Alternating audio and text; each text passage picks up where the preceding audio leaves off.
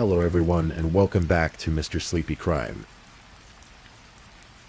I know many of you enjoy listening to these stories as you fall asleep. So before you drift off, I'd love for you to leave a comment letting me know where in the world you're tuning in from. And if you're enjoying the story, don't forget to like and subscribe. It really helps the channel grow. Before we begin, I want to acknowledge that this story involves real people and real tragedies. We tell these stories not for entertainment, but to remember the victims and perhaps help others recognize the warning signs that could prevent similar tragedies. For the best experience, feel free to lower the volume a little, just enough to let the story gently carry you off to sleep.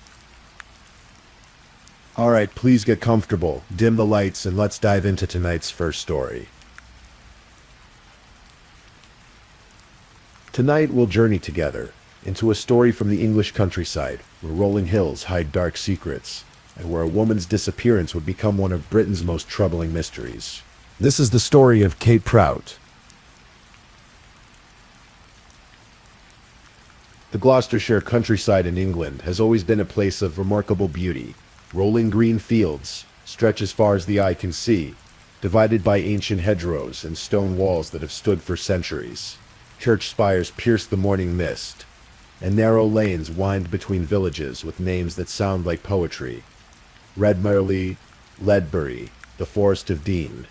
These are places where time seems to move more slowly, where life follows the rhythm of the seasons. It was in this idyllic setting that Kate Wakefield found herself in the late 1990s.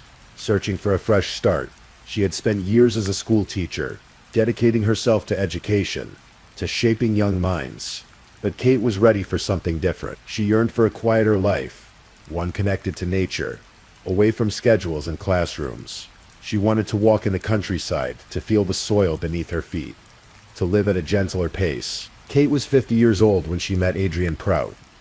He was a businessman, separated from his first wife, father to a teenage daughter. Adrian ran a pipe-laying business, and had recently begun organizing pheasant shoots on farmland. He was practical, hands-on, a man who knew how to work the land and make deals. They met through mutual acquaintances in the countryside community, and something sparked between them. They were both at crossroads in their lives. Adrian was rebuilding after his divorce. Kate was seeking her rural dream. Together, they found common ground. They shared a vision of country living, of building something together. The romance was brief but intense. They were adults who knew what they wanted, and they didn't waste time. By the year 2000, they were married, with Kate's savings and Adrian's business earnings. They purchased their dream. It was called Red Hill Farm, a sprawling property on the outskirts of Redmarley, one of the most picturesque areas in Gloucestershire. The farm consisted of 276 acres of fields and woodland. At its heart stood a handsome farmhouse, the kind of place that appears on postcards advertising the English countryside. They paid £1.2 million for it in 2004. Kate threw herself into creating the life she'd always imagined. She would arrange flowers for the local church, bringing fresh blooms from the farm each week. She walked her dogs across the fields every morning, watching the seasons change, observing the wildlife. She took up pottery, working with clay in a small studio she'd created, finding peace in the act of shaping something with her hands. Adrian focused on the business side of their venture. He expanded the pheasant shooting operation, transforming Red Hill Farm into one of the more popular hunting estates in the region. Wealthy clients would come from across the country to participate in organized shoots, spending their weekends stalking birds through the carefully managed woodland. And Kate became the perfect hostess. With her refined manner and welcoming nature, she would greet the guests, organize elaborate dinners, ensure their stays were comfortable. She prepared food, poured wine, made conversation. To anyone looking from the outside, the Prouts had achieved something remarkable. They seemed to embody the dream of prosperous country living. But dreams, as we know, can fracture. And behind the elegant facade of Red Hill Farm, cracks were beginning to show. First signs appeared in 2006. Kate had begun keeping a diary, a private record of her thoughts and daily life. In its pages, she wrote about her growing suspicions that Adrian was having an affair. She noticed the way he looked at their house-sitter, a woman named Diane Bellamy. Diane had been hired to help maintain the property when Kate and Adrian traveled, and Kate felt increasingly uncomfortable about the relationship between her husband and this younger woman. Kate confronted Adrian. He denied everything, but Kate's instincts told her something was wrong. After they returned from a holiday to Italy, Kate spoke directly to Diane about her suspicions. The conversation was tense, uncomfortable. The atmosphere at Red Hill Farm shifted from comfortable to cold. By 2007, Kate's diary entries had taken on a darker tone. She wrote about arguments, about Adrian's temper, on the 19th of October that year. She wrote words that would later chill everyone who read them. Hadrow said he couldn't wait to get rid of me out of his life. In February of that same year, Kate had called the police. She accused Adrian of assault and threatened to kill her, but without physical evidence, no charges were brought. Kate was left to navigate her deteriorating marriage alone, wondering what would become of her dream. The issue that dominated their arguments was money. Specifically, the value of Red Hill Farm. With all the improvements they'd made over the years, the property had increased dramatically in value. It was now worth approximately £1.8 million. Kate had contributed significant funds when they'd first purchased it. She felt entitled to her fair share if the marriage was to end. Adrian saw things differently. In his mind, the farm was his creation, his business, his legacy. He operated the chutes, managed the land, handled the day-to-day operations. He offered Kate £600,000 plus maintenance payments. To him, this seemed generous. Kate sought legal advice. Her lawyers told her she was entitled to more, much more. She asked for £800,000 and a clean break. No ongoing ties, no maintenance, just a fair division of assets and the freedom to start over. Adrian was furious. £800,000 would require him to sell the farm, or at the very least, sell off a substantial portion of the land. Everything he'd built would be dismantled. The business would collapse. He felt Kate was being unreasonable, vindictive even. She was trying to destroy what he'd created.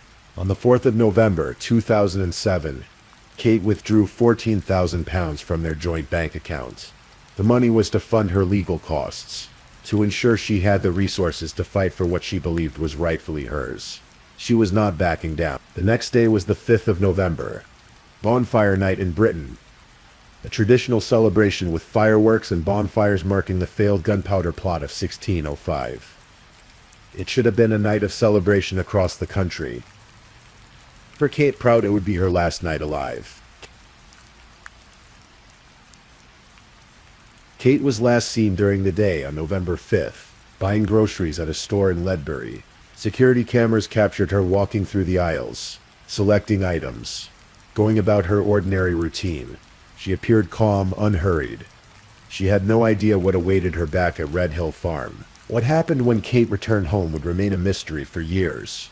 The exact details of that evening were known only to one person, but the outcome was unmistakable. At some point during that day or night, in what would later be described as a violent row over money and divorce, Adrian Prout strangled his wife. After killing Kate, Adrian poured himself a glass of whiskey. He sat in their home, the place they'd built together, and drank while Kate's body lay nearby. Then, with methodical calm, he wrapped her body in a curtain. He carried her to his Land Rover and placed her in the back. But Adrian didn't immediately bury his wife. Instead, he drove to the local pub. He went inside, had a few drinks, chatted with locals as though nothing had happened. Kate's body remained in the vehicle parked outside, while Adrian made small talk over his pint. Later that night, Adrian returned to Red Hill Farm.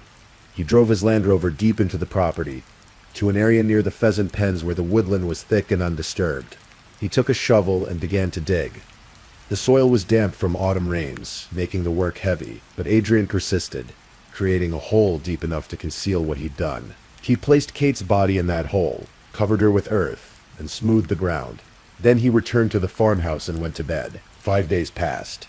During those 5 days, Adrian sent a text message to Diane Bellamy, the house-sitter who'd been the source of so much tension.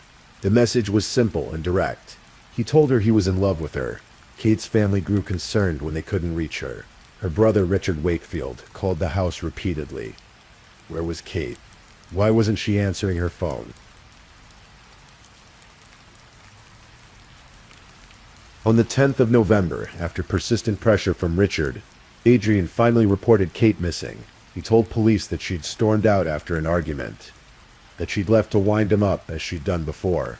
He claimed she sometimes disappeared for days at a time to make a point. But something didn't add up. When police arrived at Red Hill Farm to investigate, they found Kate's purse, her mobile phone, her bank cards, her passport, her shoes, her clothes, all the things a person would take if they were truly leaving. Kate's diary was there too, sitting in the house, its pages filled with her increasingly desperate observations about her marriage.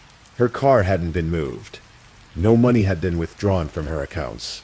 After the 4th of November, the last confirmed activity from Kate was a phone call she'd made to her bank, First Direct, on November 5th.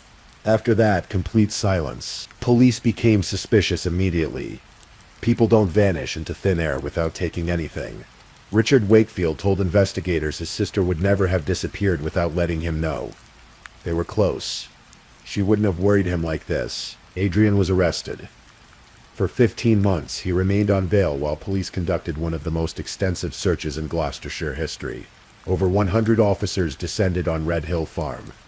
They brought mechanical diggers, ground-penetrating radar, specialist search dogs. They examined every inch of the 276 acres. They even sifted through animal dung, concerned that Adrian might have disposed of Kate's body by feeding her to the pigs or other farm animals. It was a grotesque thought, but investigators had to consider every possibility. Despite all this effort, they found nothing. No body. No significant forensic evidence. No definitive proof of murder. But police had Kate's diary. They had the testimony of Diane Bellamy, who described a strange encounter with Adrian shortly after Kate's disappearance. When she'd asked Adrian where his wife was, he'd said something cryptic. "Don't ask me, they've taken her away." Who were they? The statement made no sense. Police had the evidence of Kate's withdrawal of £14,000, her determination to fight for a fair divorce settlement.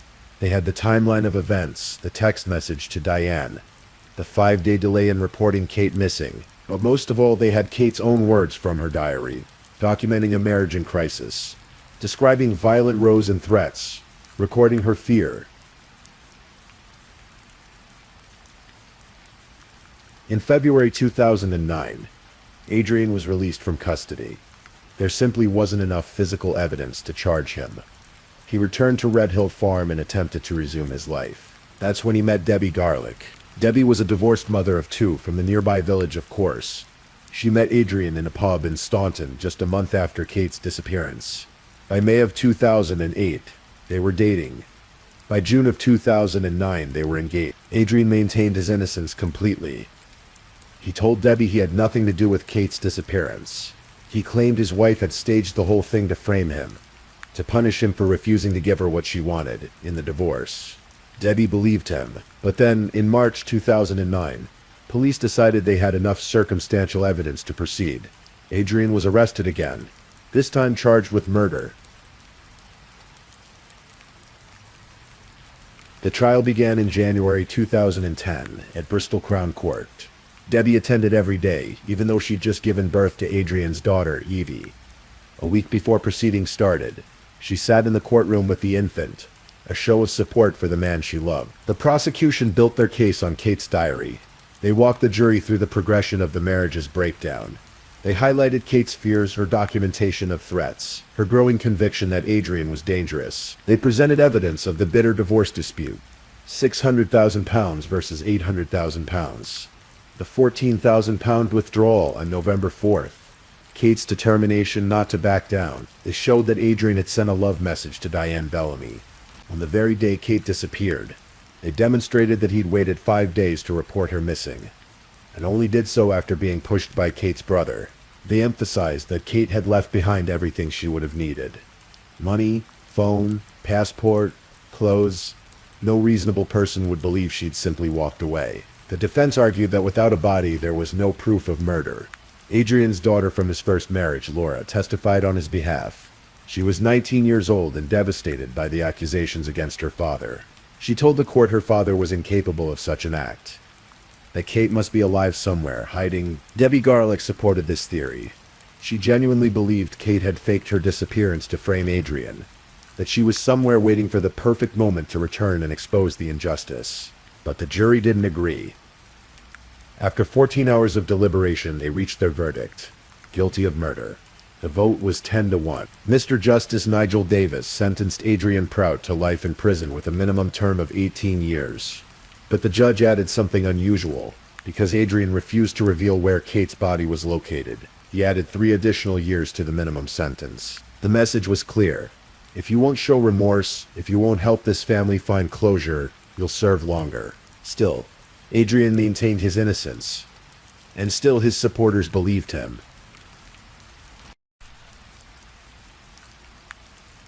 Debbie Garlick launched a campaign called Justice for Adrian Prout. She gathered over 1,000 signatures on a petition declaring his innocence. She offered a £10,000 reward for any information that would lead to his acquittal and release. The campaign adopted a slogan: no body, no proof, no justice. Adrian's daughter, Laura, was equally determined.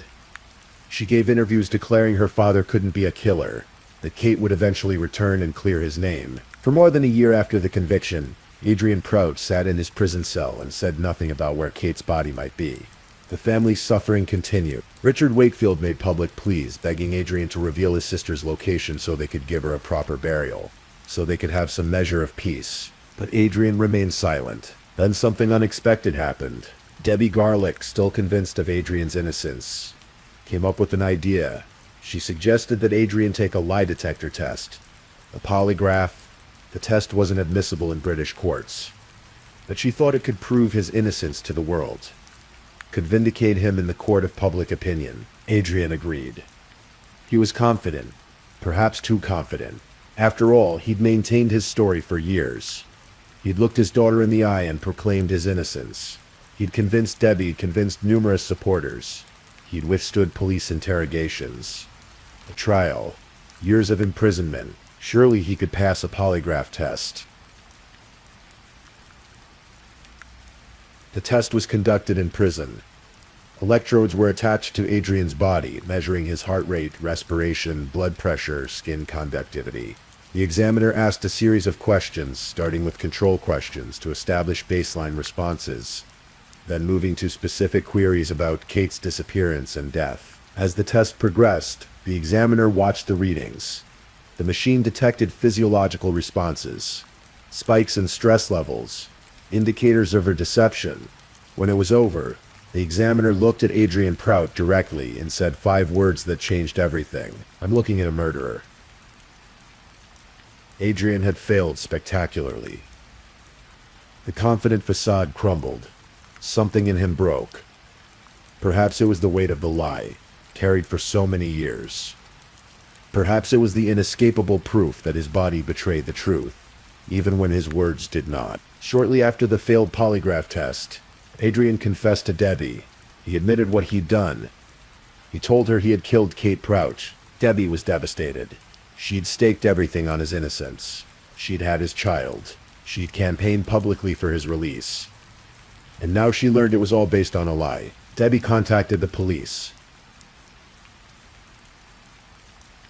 On November 17th, 2011, 4 years after Kate's murder, Adrian Prout finally agreed to show authorities where he'd buried his wife. Handcuffed to a police officer, Adrian was transported from his prison to Red Hill Farm. The farm had been sold. New owners occupied the property. The police needed access to the woodland where Adrian claimed he'd buried Kate. The scene was carefully managed. Police erected barriers, closed off paths. Adrian was driven deep into the property in a 4-wheel drive vehicle, accompanied by officers and detectives. When they reached the area near the pheasant pens, Adrian indicated a spot in the woodland. "There," he said. "That's where I buried her." The search began immediately. Detective Superintendent Simon Atkinson, who'd led the investigation from the beginning, brought in the best resources available. A team from Specialist Group International, leading experts in forensic search and recovery, was called in. Body search dogs from South Yorkshire were deployed. Ground-penetrating radar was used to scan beneath the surface. 2 mechanical diggers worked in tandem with 2 teams of forensic archaeologists who carefully assessed the geography of the land. The work was painstaking, methodical. You cannot rush the recovery of human remains. Every inch of soil must be examined, every fragment documented. It took days, but on November 18th, 2011, Detective Superintendent Atkinson made an announcement. We have found human remains close to the location Adrian Prout identified as the place he buried his wife. After 4 years of searching, of wondering, of hoping against hope, Kate Prout had been found. Richard Wakefield and Kate's family were informed immediately. The news was bittersweet. They'd always known Kate was dead, had accepted that reality long ago, but now they could finally bring her home. They could give her a proper funeral, a proper burial. They could say goodbye. Kate's funeral took place in Cheltenham in January 2012. Friends, family, and members of the community gathered to mourn a woman who'd sought nothing more than a peaceful life in the countryside, who died because she dared to ask for what was rightfully hers. Adrian Prout remains in prison. His minimum sentence will keep him there until at least 2028. His daughter Evie, born just before his trial, has grown up without her father.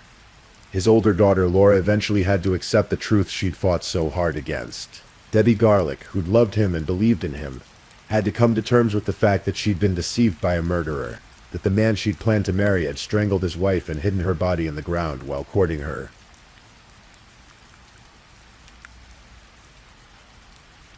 The case of Kate Prout raises uncomfortable questions about how much we can truly know another person, about the facades people maintain, about the violence that can hide behind a charming smile and countryside respectability. Kate had documented her fears in her diary. She'd called the police, she'd sought legal help, she'd done everything a person is supposed to do when they recognize danger, and still she couldn't escape. Her brother Richard has spoken publicly about the ordeal, about the years of not knowing, of searching, of begging Adrian to reveal the truth. He's expressed relief that Kate was finally found, that they could lay her to rest with dignity. The farm where Kate died, where she'd once walked with her dogs and arranged flowers and dreamed of a peaceful retirement, passed to new owners. Life at Red Hill Farm continued, the land indifferent to the tragedy it had witnessed. The Gloucestershire countryside remains beautiful. Church spires still pierce the morning mist. Narrow lanes still wind between ancient villages.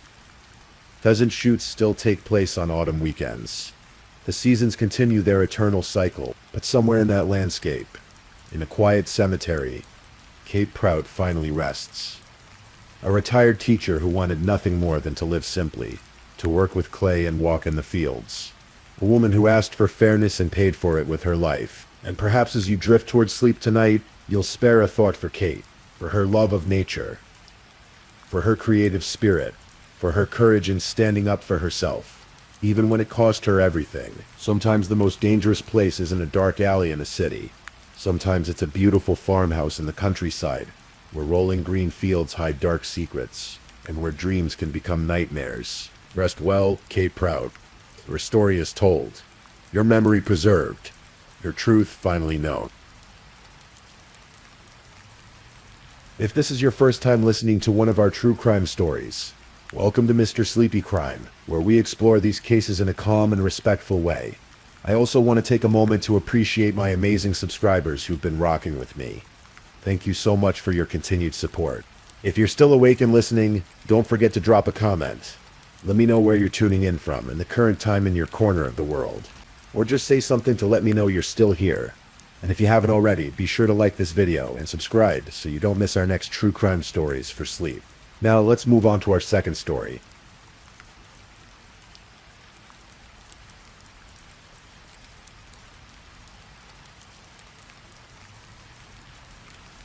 Story 2.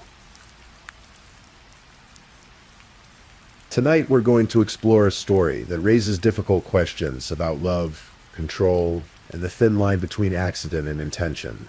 This is a story that unfolded in the autumn of 2014, in a small apartment in Lakewood, Washington. It's a story about two young people who seemed to have their whole lives ahead of them and how everything changed in a single moment. So take a deep breath, let the day's worries fade away, and let me tell you about Danielle Nemetz. Danielle Ripion came into this world on January 11th, 1995, 7 weeks early. She was so small, so fragile, that the doctors weren't certain she would survive. But Danielle was a fighter from the very beginning. Her family called her their little miracle baby. Life, however, had difficult lessons waiting for young Danielle. When she was only 2 years old, her mother, Tara, lost her battle with cancer. Danielle was too young to understand death, too young to hold on to clear memories of the woman who brought her into the world.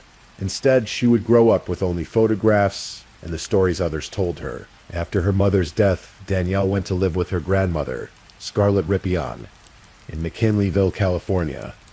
Scarlett became the center of Danielle's world. In her grandmother's home, Danielle found stability, warmth, and the maternal love she desperately needed. Money was tight, but love was abundant. Scarlett raised Danielle and her siblings with care, doing everything she could to fill the void their mother had left behind. But life would test Danielle again. When Danielle was 14 years old, her grandmother passed away. The loss devastated her. Scarlett had been her anchor, her safe harbor, and now that too was gone.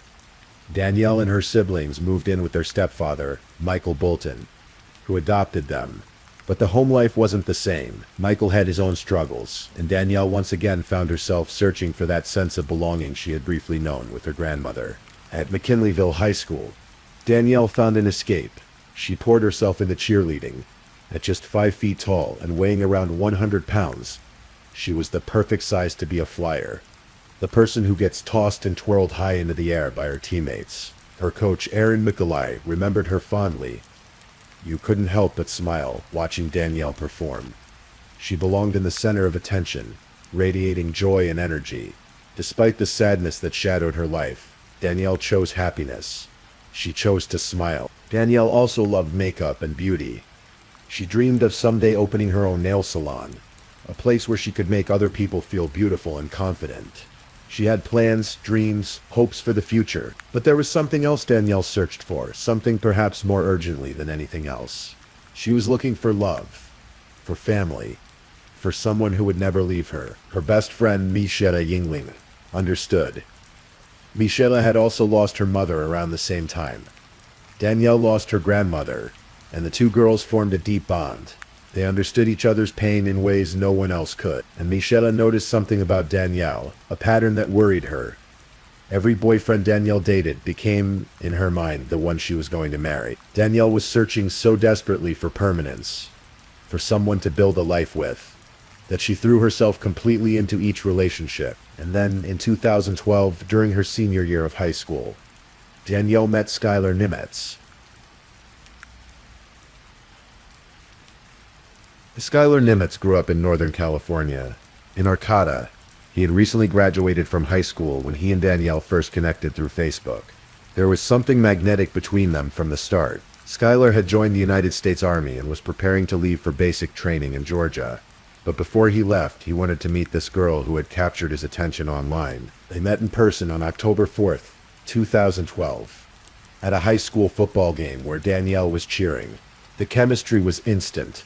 Skylar would later say he fell in love with her immediately, head over heels, all at once. Danielle felt the same way. She told her friends that she knew, without a doubt, that Skylar was the man she would marry. Just 1 month into their relationship, Skylar asked his mother, Danette Heller, if Danielle could move in with their family. Danette was taken aback by how quickly things were moving, but she could see that Danielle needed stability. She could see that this young girl had been through loss after loss, and perhaps their home could offer her the structure and family she craved. So Danette agreed. Danielle moved in with the Nimitz family, and the relationship between her and Skylar intensified. They were young, passionate, and convinced they had found their forever person. When Skylar left for basic training in Georgia, the separation was painful for both of them. They stayed in constant contact through text and calls, counting down the days until they could be together again. And then, during Skylar's Christmas break, just 3 months after they first met, he proposed. He took Danielle to the top of Neelan Mountain, got down on one knee, and asked her to be his wife. Danielle said yes. On March 7th, 2013, the same day Skylar graduated from boot camp, the young couple went to a courthouse in Columbus, Georgia, and got married. Danielle was barely 18 years old. Skylar was 20. They moved to Lakewood, Washington, where Skylar was stationed at Joint Base Lewis McChord. They found a small 2-bedroom apartment off base. It wasn't much, but it was theirs. Danielle dropped out of high school temporarily to make the move, but she was determined to finish, and she did. She graduated in 2014. Life as a military wife wasn't easy. Skylar was often away on training exercises for weeks at a time, leaving Danielle alone in their apartment. But she tried to make the best of it. She got a job, she made new friends. She stayed in touch with Michaela through video calls. And when Skylar was home, they spent their time together, enjoying each other's company. One of the things they did together was go shooting. Skylar had grown up around guns. His father had given him his first rifle when he was just a small child, and by the time he was 11 years old, he was already learning to shoot an AR-15. He was an expert marksman, trained by the military, knowledgeable about firearm safety in every possible way. Danielle enjoyed shooting too, mostly because it meant spending time with Skylar. For her 19th birthday, Skylar built her a custom AR-15 rifle in her favorite color, blue. It was a thoughtful gift, something personal, something that represented their shared hobby. But beneath the surface of their seemingly happy marriage, there were cracks beginning to form.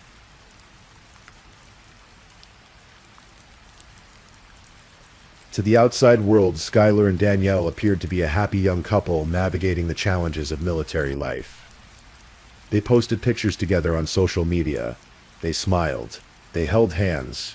But those who knew them more closely began to see troubling signs. Skylar had a jealous streak, a possessive nature that sometimes flared into something darker. He would send Danielle text messages accusing her of being unfaithful, of going on dates with other men, of not being honest with him.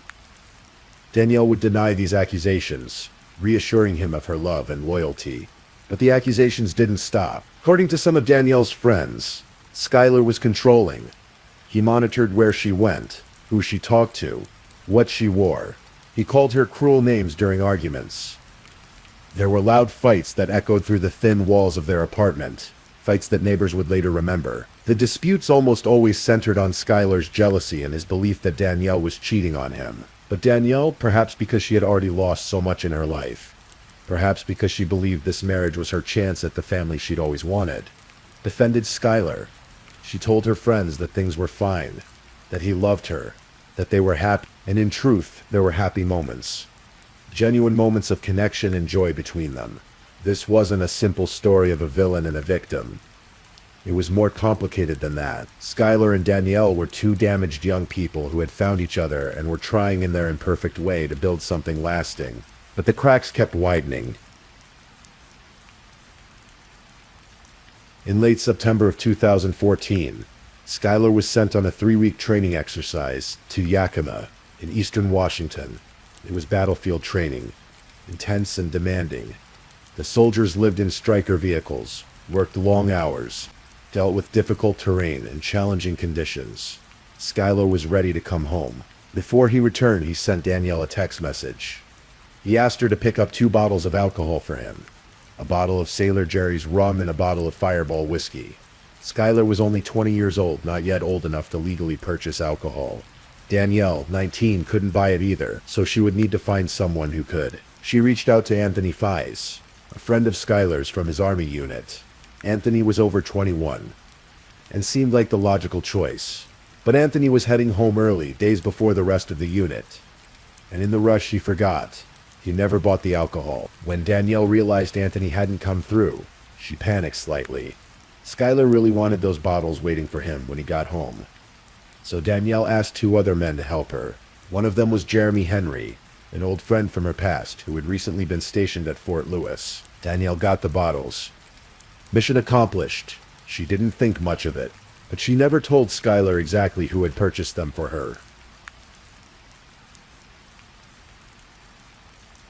October 16th, 2014, started as a good day. Skylar's training exercise was finally over, and he was coming home. That morning, Danielle video chatted with her best friend, Michaela. She was excited, practically glowing with happiness. She couldn't wait for Skylar to get back. She had missed him terribly during the 3 weeks he was gone. Danielle met Skylar at the base that afternoon and drove him home to their apartment. They ordered pizza to celebrate his return. Skylar poured himself a shot of Sailor Jerry's, then mixed Fireball with Red Bull. He drank. He was buzzed, he would later admit, but not drunk. Tired from the training, but in a good mood. Happy to be home with his wife. Later that evening, Danielle video chatted with Michaela again. This time, Michaela could see both Danielle and Skylar. Danielle was sitting at her computer desk. Skylar was on the couch in the background. Danielle seemed joyful. At one point, she ran over to Skylar and jumped on his lap, acting playful and happy that he was home. Michaela hung up the call around 6:30 in the evening. 12 minutes later, Danielle was dead. What exactly happened in those 12 minutes is something only one person truly knows. According to Skylar's account, he went into their bedroom and saw Danielle's blue AR-15 rifle in the closet. He picked it up, intending to clear it, to check if it was loaded. This was standard procedure for someone who knew guns as well as he did. You always check. You always make sure. But somehow, according to Skylar, the rifle discharged. The bullet traveled across the small apartment, through the air, and struck Danielle in the back of the head, as she sat at her computer desk. She was only 5 feet away. The sound was deafening in the confined space. Danielle slumped forward over the keyboard. Skylar stood there, the rifle in his hands, staring at what he had done. The neighbors across the hall heard the gunshot. They called 911 immediately. When the police arrived moments later, they found Skylar outside the apartment, visibly distraught. One officer approached him. Skylar looked at the officer and said, "I need to tell someone my story." He was handcuffed and placed in the back of a police vehicle. The dashboard camera recorded everything he said. He was crying, almost hysterical. "My wife is dead. My wife. What do I do? Just kill me. Just kill me. My wife, my love." Over and over, he repeated variations of these words. "I'm a bad person. I'm a bad person. And then, strangely, I'm innocent. I didn't mean to hurt anybody." Inside the apartment, paramedics confirmed what Skylar already knew. Danielle was gone. There was nothing anyone could do. But as the police began to investigate, they noticed things that troubled them. There wasn't a single drop of Danielle's blood on Skylar's clothes or hands. If he had rushed to her side immediately after the shooting, tried to help her, held her, checked for a pulse, surely there would have been blood, but there was none. Skylar hadn't called 911. The neighbors had. Why hadn't he immediately called for help? And then there were the bottles. The 2 bottles of alcohol that Danielle had purchased. They were empty. Skylar had poured them out and thrown them off the balcony before the police arrived. Why would he do that? What was he trying to hide? The police also found the rifle back in the closet, placed carefully where it had been before. If this was truly an accident, wouldn't Skylar have dropped the weapon immediately? Wouldn't he have been focused entirely on his wife? Something didn't add up.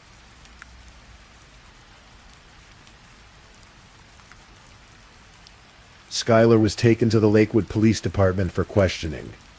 For the next 7.5 hours, detective interrogated him, trying to understand what had happened in that apartment. Skylar's story was consistent in its basic outline. He had picked up the rifle to check if it was loaded. It went off. He didn't mean to hurt Danielle. It was an accident. A terrible, tragic accident. But the detectives pressed him. "You're an expert with firearms. You've been trained by the military. You've been around guns your entire life. How does someone like you make a mistake like this?" Skylar struggled to explain. He was tired. He had been drinking. He wasn't thinking clearly. He just made a mistake. The detectives also asked him about his relationship with Danielle. They had heard things. Rumors. Concerns.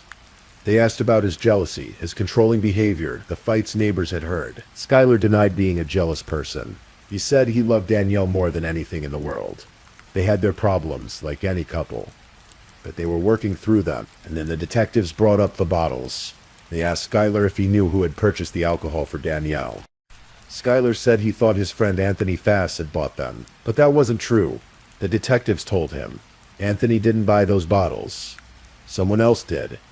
Did Skylar know who? This was the moment everything hinged on.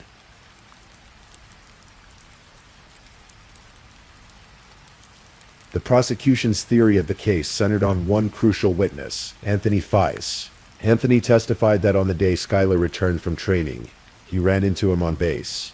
Skylar thanked him for buying the alcohol, but Anthony told him he hadn't purchased it. Someone else had. According to Anthony, Skylar's entire demeanor changed in that moment. He became angry. His hands started shaking. His face flushed. Anthony could see the rage building. This, the prosecutors argued, was the motive. Skylar was a jealous, controlling husband who became enraged when he learned that his wife had turned to other men he didn't know about. to buy alcohol. In his mind, this was proof of betrayal. Proof that she was keeping things from him. Maybe even proof that she was being unfaithful. The prosecutors believed that Skylar went home that day, stewed in his anger for those 12 minutes after the video call with Michaela ended, picked up the rifle and shot his wife in a fit of jealous rage. Then he tried to cover it up by making it look like an accident, pouring out the bottles to eliminate evidence of what had triggered his anger. They charged him with first-degree murder, but there was a problem with this theory. Anthony Fies was the only person who testified to seeing Skylar angry that day. No one else saw it. Not the other soldiers on base. Not Danielle's friend Michaela during the video call. No one. In fact, every other witness said Skylar seemed happy that day, excited to be home, looking forward to seeing his wife. Another Army buddy, Richard Oakley, testified that he didn't even see Anthony Foss on base that day. He said Skylar was in a great mood, talking about how much he missed Danielle. And when Skylar took the stand in his own defense, he flatly denied ever having a conversation with Anthony Fies about the alcohol. He said it never happened. So who was telling the truth?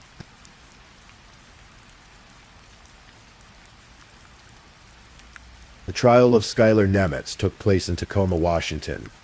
A year and a half after Danielle's death, the courtroom was packed with family members, friends, reporters, and curious onlookers. On one side sat Skylar's mother, Danette Heller, who believed with every fiber of her being that her son was telling the truth.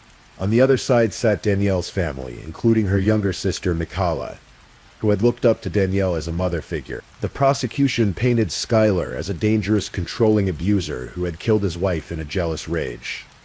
They presented text messages showing Skylar's possessive behavior. They called witnesses who testified to the frequent fights. They brought in forensic experts who explained how unlikely it was that an expert marksman like Skylar could accidentally discharge a weapon in the exact direction of his wife's head from 5 feet away. The prosecutor held up the AR-15 rifle in the courtroom, demonstrating how Skylar would have had to pick it up from the bed, walk over to where Danielle was sitting, orient the barrel directly at the back of her head, and pull the trigger. Why would anyone do that while supposedly just checking if a weapon was loaded? The defense, led by attorney Michael Stewart, admitted that Skylar was responsible for Danielle's death. They couldn't deny that, but they argued it was manslaughter, not murder. It was a reckless, negligent accident, not an intentional killing. There was no premeditation, no plan, just a terrible mistake made by a tired, buzzed young man who thought he was safe. Stewart pointed out the lack of evidence showing a fight or confrontation in those crucial 12 minutes. If Skylar had been seething with rage, if he had confronted Danielle and shot her deliberately, surely there would be some sign of it. But there was nothing. The apartment was quiet. The neighbors heard nothing until the gunshot itself. And then there was Anthony Foss, the prosecution's star witness. Stewart attacked his credibility, pointing out that no one else could corroborate his story about seeing Skylar angry on base that day. When Skylar took the stand, he broke down in tears multiple times. He told the jury he loved Danielle more than anything. He never meant to hurt her. He would give anything to take back that moment, to have checked the rifle differently, to have been more careful. I can live with being the reason Danielle died, he said, his voice breaking, but I can't live with being called a murderer. The prosecution cross-examined him aggressively, trying to catch him in contradictions, trying to break through what they believed was a rehearsed performance. But Skylar stuck to his story. The jury deliberated for 7 long days. After a week of deliberations, the jury reached a verdict. They found Skylar Nemitz guilty of first-degree manslaughter. Not first-degree murder, as the prosecution had hoped, but not the lesser charge of second-degree manslaughter either. They landed in the middle. When the verdict was read, Skylar broke down in tears. His mother, Danette, cried as well. On the other side of the courtroom, Danielle's family had mixed reactions. They were glad Skylar was being held accountable, but they believed it should have been murder. Later, jurors spoke to reporters about their decision. They said they simply couldn't be certain beyond a reasonable doubt that Skylar had intended to kill Danielle. Anthony Foss was the only witness who claimed Skylar was angry that day, and his testimony was contradicted by others. Without that evidence of rage in those crucial 12 minutes before the shooting, they couldn't say it was premeditated murder, but they also didn't believe it was a simple accident. Skylar was too experienced with firearms, too well trained, too knowledgeable about gun safety. For him to accidentally point a loaded rifle at his wife's head and pull the trigger was, in their view, criminally reckless. One juror, a retired army soldier himself, said it simply. You never point a weapon in the direction of anybody and pull the trigger believing it's unloaded. The jury convicted Schuyler of first-degree manslaughter with a firearm enhancement. On March 26, 2016, Judge Jack Nevin sentenced Schuyler Nemetz to the maximum penalty allowed under the law, 13.5 years in prison. At the sentencing, Judge Nevin looked directly at Schuyler and repeated twice, "Mr. Nemetz, you are an expert. You are an expert." The judge was emphasizing the central issue of the case. This wasn't some random person unfamiliar with guns. This was someone who had been trained, who knew better, who should never have made such a fatal error. Schuyler addressed the court before his sentencing. "I can't accept the actions that I've done," he said. His voice was quiet, defeated. There was nothing left to fight for. The jury had decided. The judge had decided. All that remained was to serve his time. Danielle's sister, Mikala, attended the sentencing with purple hair, died in honor of Danielle's favorite color. She told reporters that while she wished the verdict had been first-degree murder, at least Schuyler had received the maximum sentence. Schuyler's mother, Danette Heller, sat in the courtroom with her heart breaking. She had fought so hard for her son, believing in his innocence, making video diaries about her fears and loneliness. Now she had to watch him be taken away to prison. "I'm really broken-hearted right now," she said after the sentencing.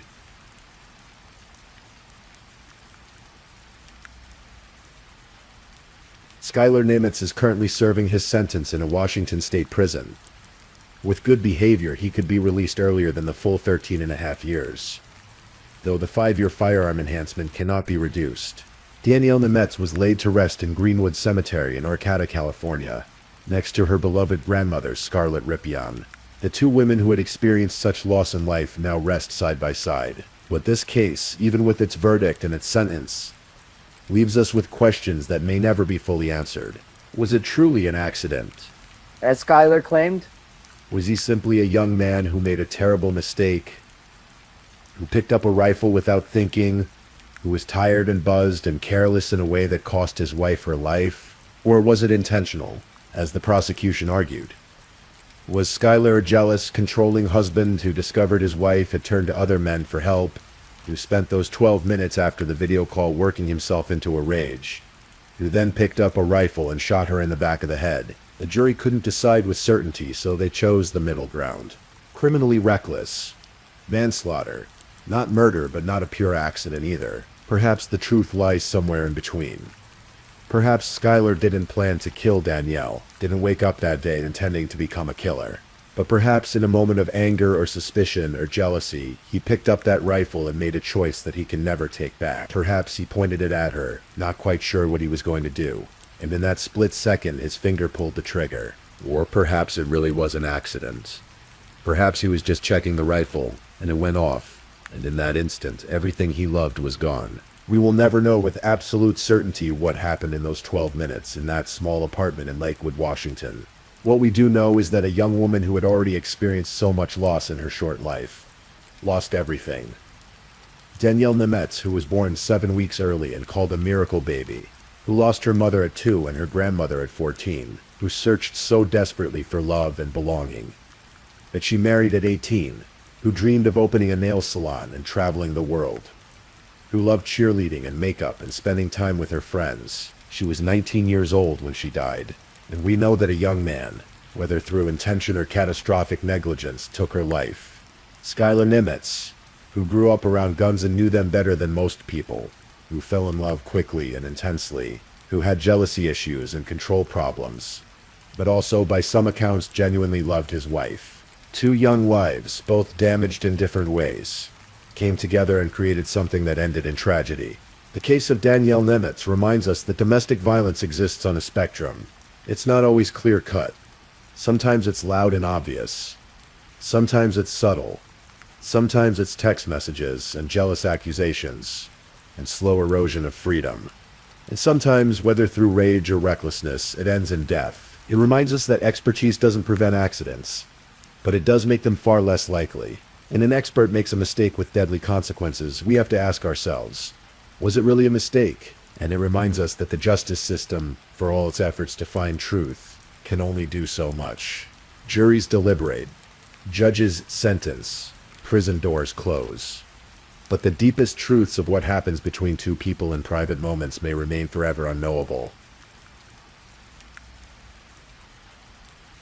Danielle's family has tried to keep her memory alive. They remember her infectious smile, her bubbly personality, her dreams for the future. They remember the little girl who was so small she could fly through the air as a cheerleading flyer. The teenager who loved her friends and her family fiercely. The young woman who just wanted to feel like she belonged somewhere. Skylar's family remembers a different version of events. They remember a loving husband who made a terrible mistake, who will have to live with that guilt for the rest of his life. The truth, as it often does in these cases, lies somewhere in the complicated space between those two narratives. Tonight, as you drift off to sleep, perhaps you'll think about Danielle, about a life cut short, about the fragility of everything we hold dear, about how a single moment can change everything forever. If you're still awake and listening, check whether you've left your little goodnight comment. I always check your comments before I sleep too. And if you haven't already, don't forget to like this video and subscribe so you don't miss our next true crime stories for sleep. Meanwhile, let's move on to our third story.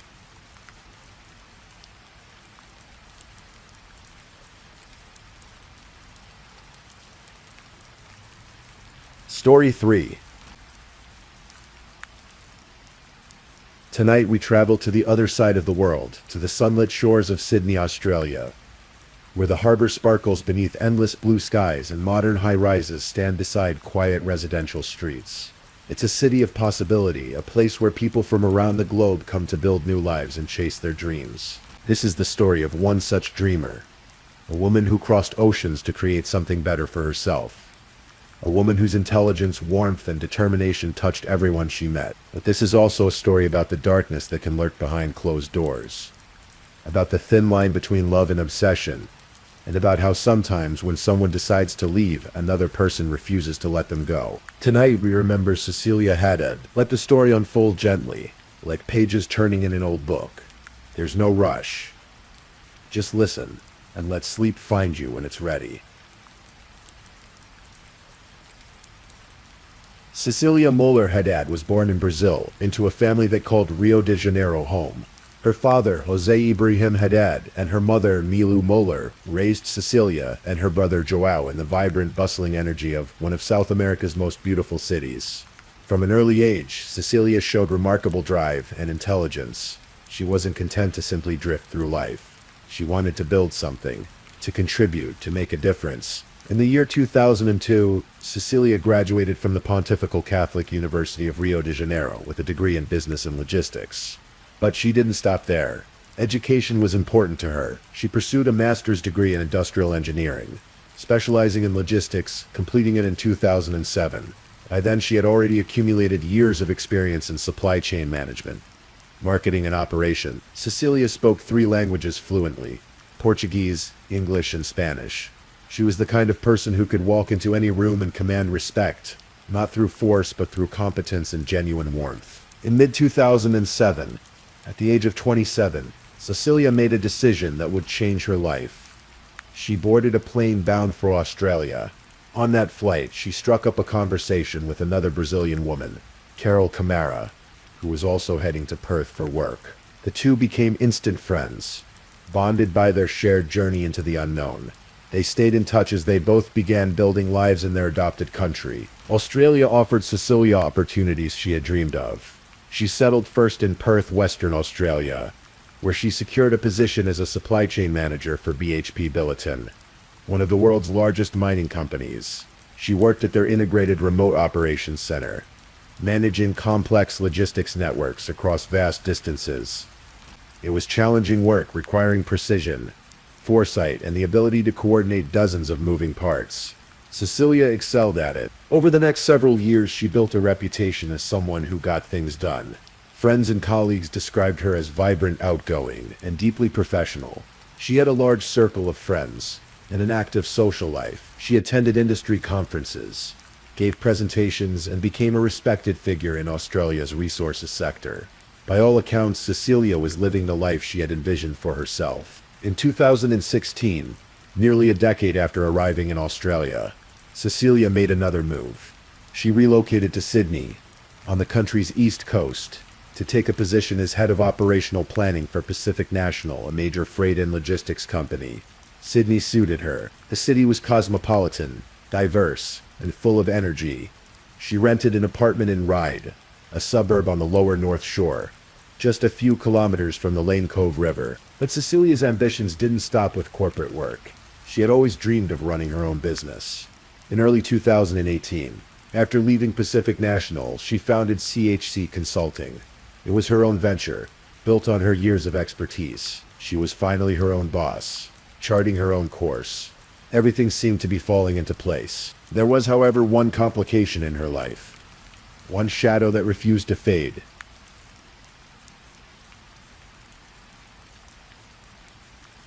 During her time in Sydney, Cecilia met a man. His name was Mario Marcelo Santoro. Like Cecilia, Mario was Brazilian. He was an engineer, a few years older than her, in his early 40s. The two had actually crossed paths years before in Brazil, both attending the same university, the Pontifical Catholic University of Rio de Janeiro. But it wasn't until they were both living in Sydney that they reconnected and began a relationship. At first, things seemed normal. Mario had children from a previous marriage back in Brazil. 2 daughters he cared about deeply. He and Cecilia both worked at a disability service provider called Higher Up, supporting people with disabilities in their daily lives. They even formed a business partnership together, registering a company called D Care, which listed Cecilia's apartment in Ryde as its address. They were building something together, or so it seemed. But relationships are complex, and not all of them are what they appear to be on the surface. As time passed, Cecilia began to see a different side of Mario. He could be controlling, possessive. He didn't have steady employment, and according to Cecilia's family, he relied heavily on her income. Despite this, when Cecilia tried to end the relationship, Mario refused to accept it. He had nowhere else to go. He said he needed to stay in her apartment because he had to send money back to Brazil to pay for his daughter's school fees.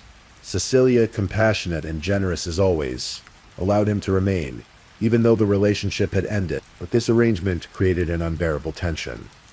Cecilia felt trapped in her own home. She confided in her parents, her friends, her stepmother. She told them she was afraid of Mario. She described his behavior as threatening, his presence as suffocating. There were arguments. There were confrontations. On one occasion, Cecilia returned home after staying with friends for several days. Uncertain whether Mario would be there, she called her father, Jose, as she approached her apartment. She stayed on the phone with him as she unlocked the door. Her heart pounded when she entered and found the apartment empty. She exhaled with relief. "He's not here, Dad," she said. "You can sleep now." But this was no way to live. About 10 days before the end of April 2018, Cecilia gave Mario an ultimatum. She told him he had to leave. She couldn't do this anymore. If he refused, she said she would call the police. Mario, however, still had his passport inside the apartment. He needed it to return to Brazil, to visit his family. The situation was reaching a breaking point. Then came Friday, April 27th.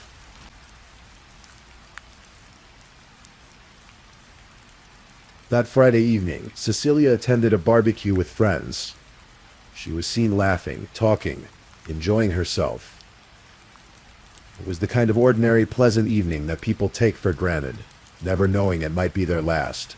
After the barbecue ended, Cecilia returned home. She was alone. The next morning, Saturday, April 28th, Cecilia spoke to several friends. Her last known phone call was made between 8 and 9:30 in the morning. She told people she had plans, appointments to keep. Everything seemed normal, but at lunchtime that Saturday, something happened. Cecilia called her mother, Miliu Muller, back in Brazil. Her mother had recently undergone heart surgery, and the two spoke regularly.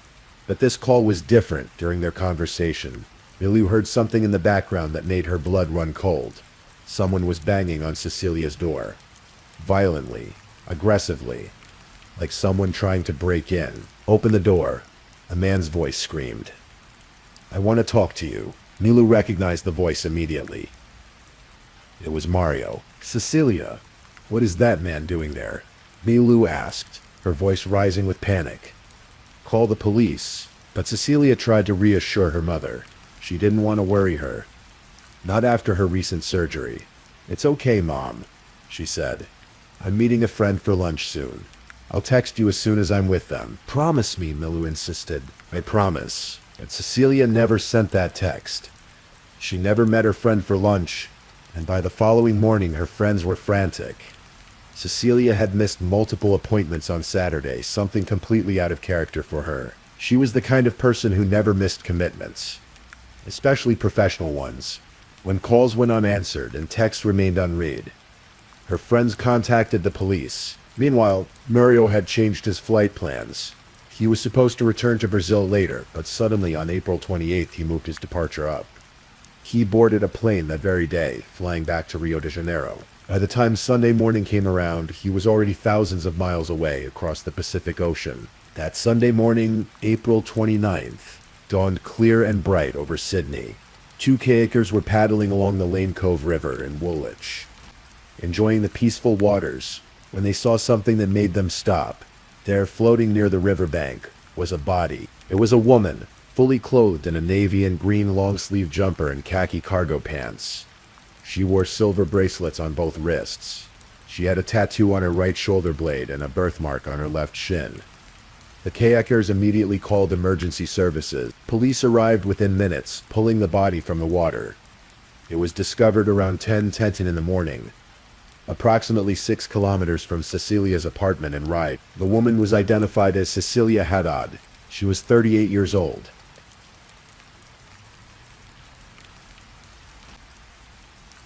At first, authorities weren't certain what had happened.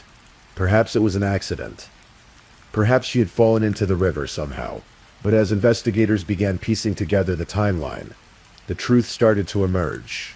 This was no accident. Detective Acting Inspector Richie Sim of the New South Wales Police Homicide Squad spoke to the media. He explained that Cecilia had been at a barbecue Friday night and had spoken to friends Saturday morning, but her movements after that were unknown. Police were specifically seeking anyone who might have seen Cecilia or her car, a red 2013 Fiat 500 with a black roof, in the Hunters Hill Ryde or Woolwich areas over the weekend. Detectives searched Cecilia's apartment on Ann Street in Ryde. They found no obvious signs of a struggle, but they did find evidence that someone had been there recently. They also learned about Mario Santoro and his sudden departure to Brazil. When they tried to contact him, they saw photos of him on social media, already in Rio de Janeiro, posing with his 2 daughters. He claimed he had returned early because his father was ill and needed surgery. But investigators weren't buying it. Cell phone tracking revealed Mario's location on the day of Cecilia's death. The data showed he had been at Cecilia's apartment, and then near the Lane Cove River, exactly where her body was discovered. Security camera footage showed Mario driving Cecilia's car during the time she went missing. Forensic analysis found sand and vegetation from the riverbank area inside the car. The evidence was mounting. But there was a problem. Mario was in Brazil, and Brazil does not extradite its own citizens to face charges in other countries. If justice was to be served, it would have to happen in Brazil. On June 27, 2018, New South Wales police secured an arrest warrant for Mario Santoro. They coordinated with Brazilian federal police through a complex international legal process. On July 7th, just over 2 months after Cecilia's death, Brazilian authorities arrested Mario at a relative's home in the Botafogo neighborhood of Rio de Janeiro. He had been hiding there, trying to avoid detection. He was taken into custody and transferred to the Benfica Penitentiary, one of Rio's most notorious maximum security prisons. The investigation now entered a new phase, but it would be a long, difficult road to justice. Over the next 5 years, detectives from New South Wales worked closely with their Brazilian counterparts to build a case. Detective Sergeant Hannah Packer and Detective Inspector John Edwards flew to Brazil multiple times, carrying more than 3,000 pages of evidence, over 300 witness statements, and extensive CCTV footage. They were determined to deliver justice for Cecilia and her family. During this time, Cecilia's family endured unimaginable pain. Her mother, Milou, worn down by grief and her own health problems, could barely function. She called Mario a monster, someone who had lived off her daughter's earnings and then taken her life. Cecilia's father, Jose, became embroiled in legal battles over her estate. which included properties in Queensland and Western Australia, as well as life insurance and superannuation estimated at over $1.8 million. Her estranged husband, Felipe Torres, also entered the legal proceedings, as the two had been separated but not yet officially divorced at the time of her death. But more than money, what Cecilia's family wanted was accountability. They wanted Mario to admit what he had done. In Brazil, the legal process moved slowly. There were pre-trial hearings where Mario appeared calm, almost detached. He answered questions from his defense lawyers, but refused to speak to prosecutors. His attorneys argued that an alleged informal confession he had supposedly made to police was never properly recorded, and therefore inadmissible. They claimed he was innocent. At one hearing in 2018, Mario explained that he and Cecilia had met at university years before. He admitted they had been dating for about a year before she ended the relationship. He claimed his trip to Brazil had been planned in advance, that he needed to see his sick father. When asked why he didn't have a return ticket to Australia, he said he had planned to fly to Chile with his children and his mother, and they were all going to meet Cecilia there. None of it made sense. The evidence contradicted his story at every turn, but still, he refused to confess. Finally, in June of 2023, more than 5 years after Cecilia's death, Mario Santoro stood trial in a federal court in Rio de Janeiro. The jury consisted of 7 people, 6 women and 1 man. They listened to days of testimony from detectives, forensic experts, and Cecilia's heartbroken family members. They reviewed the mountain of evidence that Australian and Brazilian investigators had painstakingly assembled. Throughout the trial, Mario appeared relatively calm, almost relaxed. He sat quietly as witness after witness described the evidence against him. He seemed unmoved. Then came Wednesday, June 21st, 2023. Mario took the stand to testify. He acknowledged that he had gone to Cecilia's apartment that Saturday to retrieve his passport so he could catch his flight back to Brazil. He admitted they had gotten into a fight, and then finally, he told the truth. "I grabbed her neck," he said, his voice breaking. "I squeezed really hard. I was trying to make her shut up, but unfortunately that's when the tragedy happened. I didn't want to do that." He described how Cecilia fell limp in his arms, how the life left her body. For the first time during the trial, Mario cried. A federal judge, Ian Legay Vermelho, would later note the significance of this confession. The defendant only confessed in the jury room after extensive evidentiary material had been produced against him, the judge said. In other words, he did not confess before the Australian police when he arrived in Brazil. He did not confess before the Brazilian investigators, nor before the judicial stages he had gone through up to that day. In other words, Mario only admitted the truth when he realized there was no escape. When the walls had finally closed in, the next morning, Thursday, June 22nd, 2023, the jury delivered its verdicts. Mario Marcelo Santoro was found guilty of aggravated homicide, asphyxiation, femicide, and concealment of a corpse. He was sentenced to 27 years in prison. Outside the courtroom, Cecilia's mother, Milu, stood wearing a white t-shirt with a photo of her daughter on the front. She spoke to reporters, her voice filled with both grief and relief. She called Mario a monster, a man who belonged in jail. Finally, after 5 long years, there was justice. Cecilia's brother, Joao, expressed gratitude to the detectives who had never given up. Detective Sergeant Hannah Packer and Detective Inspector John Edwards had kept their promise. They had delivered justice to Cecilia's family, even though it required crossing continents, navigating complex legal systems, and years of relentless work. Today, Cecilia Haddad is remembered not as a victim, but as a woman of remarkable strength and determination. She crossed oceans to build a better life. She earned multiple degrees, spoke 3 languages, and built a successful career in a competitive industry. She started her own business. She had dreams, plans, ambitions. Her friends remember her vibrant social life, her warmth, her generosity. They remember how she lit up a room, how she made people feel welcome and valued. They remember a woman who was deeply loved and respected. But Cecilia's story is also a reminder of a darker truth. Domestic violence and intimate partner violence do not discriminate. They happen to people of all backgrounds, all education levels, all socioeconomic statuses. Cecilia was intelligent, successful, surrounded by friends and family. And yet she found herself trapped in a situation she couldn't escape. When someone decides they want to leave a relationship, that should be the end of it. But for some people, like Mario Santoro, the end is unacceptable. They cannot tolerate rejection. They cannot accept that someone else has the right to walk away. And in the most tragic cases, they choose violence. Cecilia tried to leave. She gave Mario an ultimatum. She confided in her parents. She told people she was afraid.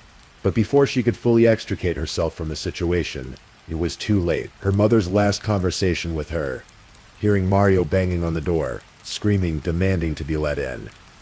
That moment haunts everyone who knows this story. If only Cecilia had called the police. If only she had left sooner. If only someone had intervened. But we can't change the past. We can only learn from it. We can honor Cecilia's memory by listening when someone says they're afraid, by taking threats seriously, by offering support to those trying to leave dangerous relationships. Cecilia's life mattered. Her dreams mattered. Her future mattered. And though it was stolen from her, her story continues to resonate. It reminds us to be vigilant, to be compassionate, to never assume that someone's smiling face means everything is okay behind closed doors. The Lane Cove River flows quietly through Sydney, just as it did that Sunday morning in April 2018. The city continues its rhythm, people living their lives, pursuing their dreams, but there is a marker in the hearts of those who knew Cecilia. A reminder that life is fragile and precious. May she rest in peace, far from the pain that marked her final days. May her family find some measure of comfort in knowing that justice, though delayed, was ultimately served. And may her story serve as a light in the darkness for others who find themselves in similar circumstances. A reminder that help is available, that leaving is possible, and that no one deserves to live in fear. Please, I'm just putting it out there. If you're still awake and listening, drop a comment. Let me know where you're tuning in from, the time in your part of the world, or just say something to let me know you're still with me. And of course, if you haven't already, like this video and subscribe so you don't miss the next true crime story for sleep. Now, let's move on to our fourth story.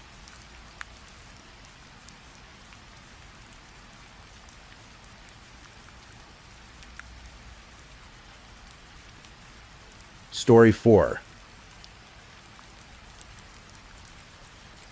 Tonight's story takes us to the small mountain communities of Colorado, where a young woman's life was cut short by someone she thought was a friend. This is the story of Leah Porter, a case of deception, false comfort, and a brother's determination to find the truth. Let the story wash over you. There's no need to remember every detail, just listen and let yourself drift.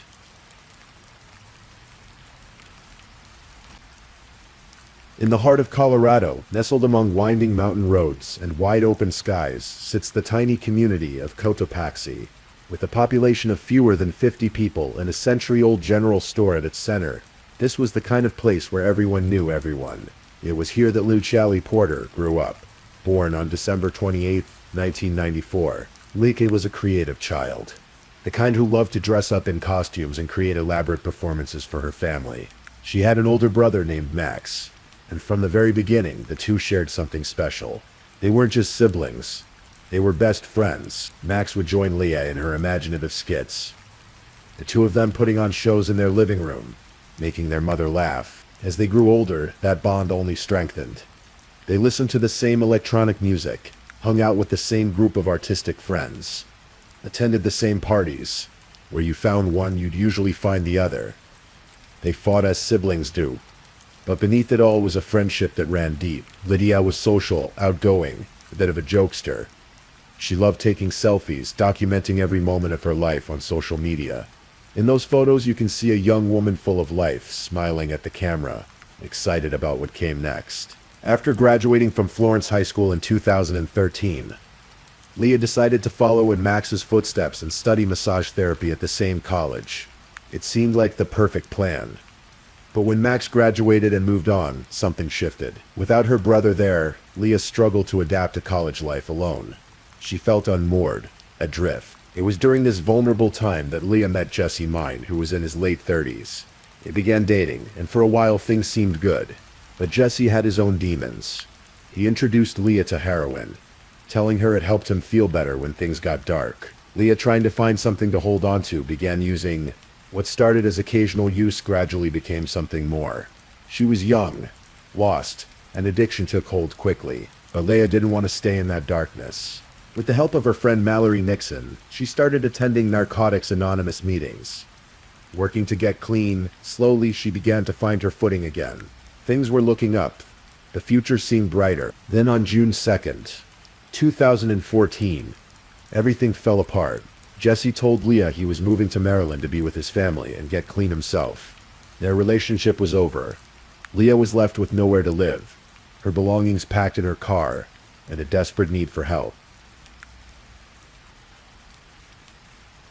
Leah had spent the night of June 2nd at the Castle Inn in Castle Rock, Colorado, saying goodbye to Jesse. It was emotional. She was hurt, confused about what to do next. The next morning, June 3rd, they checked out. Jesse headed east, Lisa headed north, toward the Denver area, searching for a friend who could take her in. She posted on social media, reaching out to old friends, anyone who might have a couch she could crash on for a while. Among those who responded was Christopher Wade, a 23-year-old former classmate from Cotopaxi. Leah didn't know him well, but they'd gone to the same high school. He seemed friendly, helpful.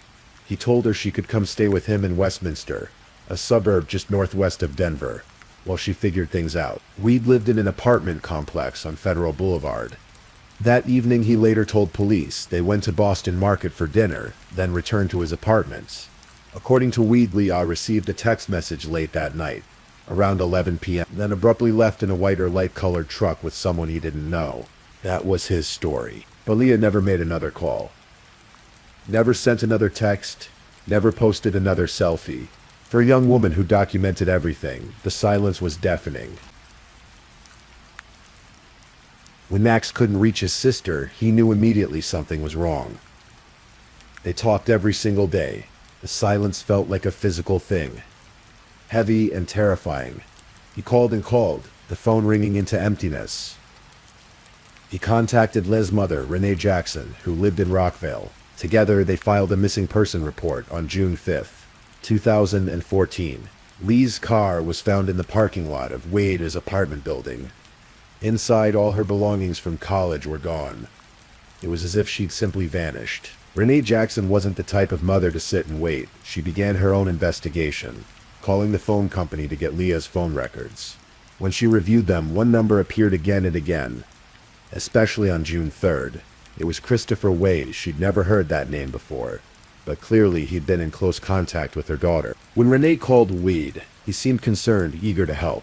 He explained that he was Lee's accountability partner, someone helping her stay clean from drugs. He repeated his story about Leah leaving after receiving a mysterious phone call. He even joined the search efforts, posting pleas on social media asking people to help find Leah.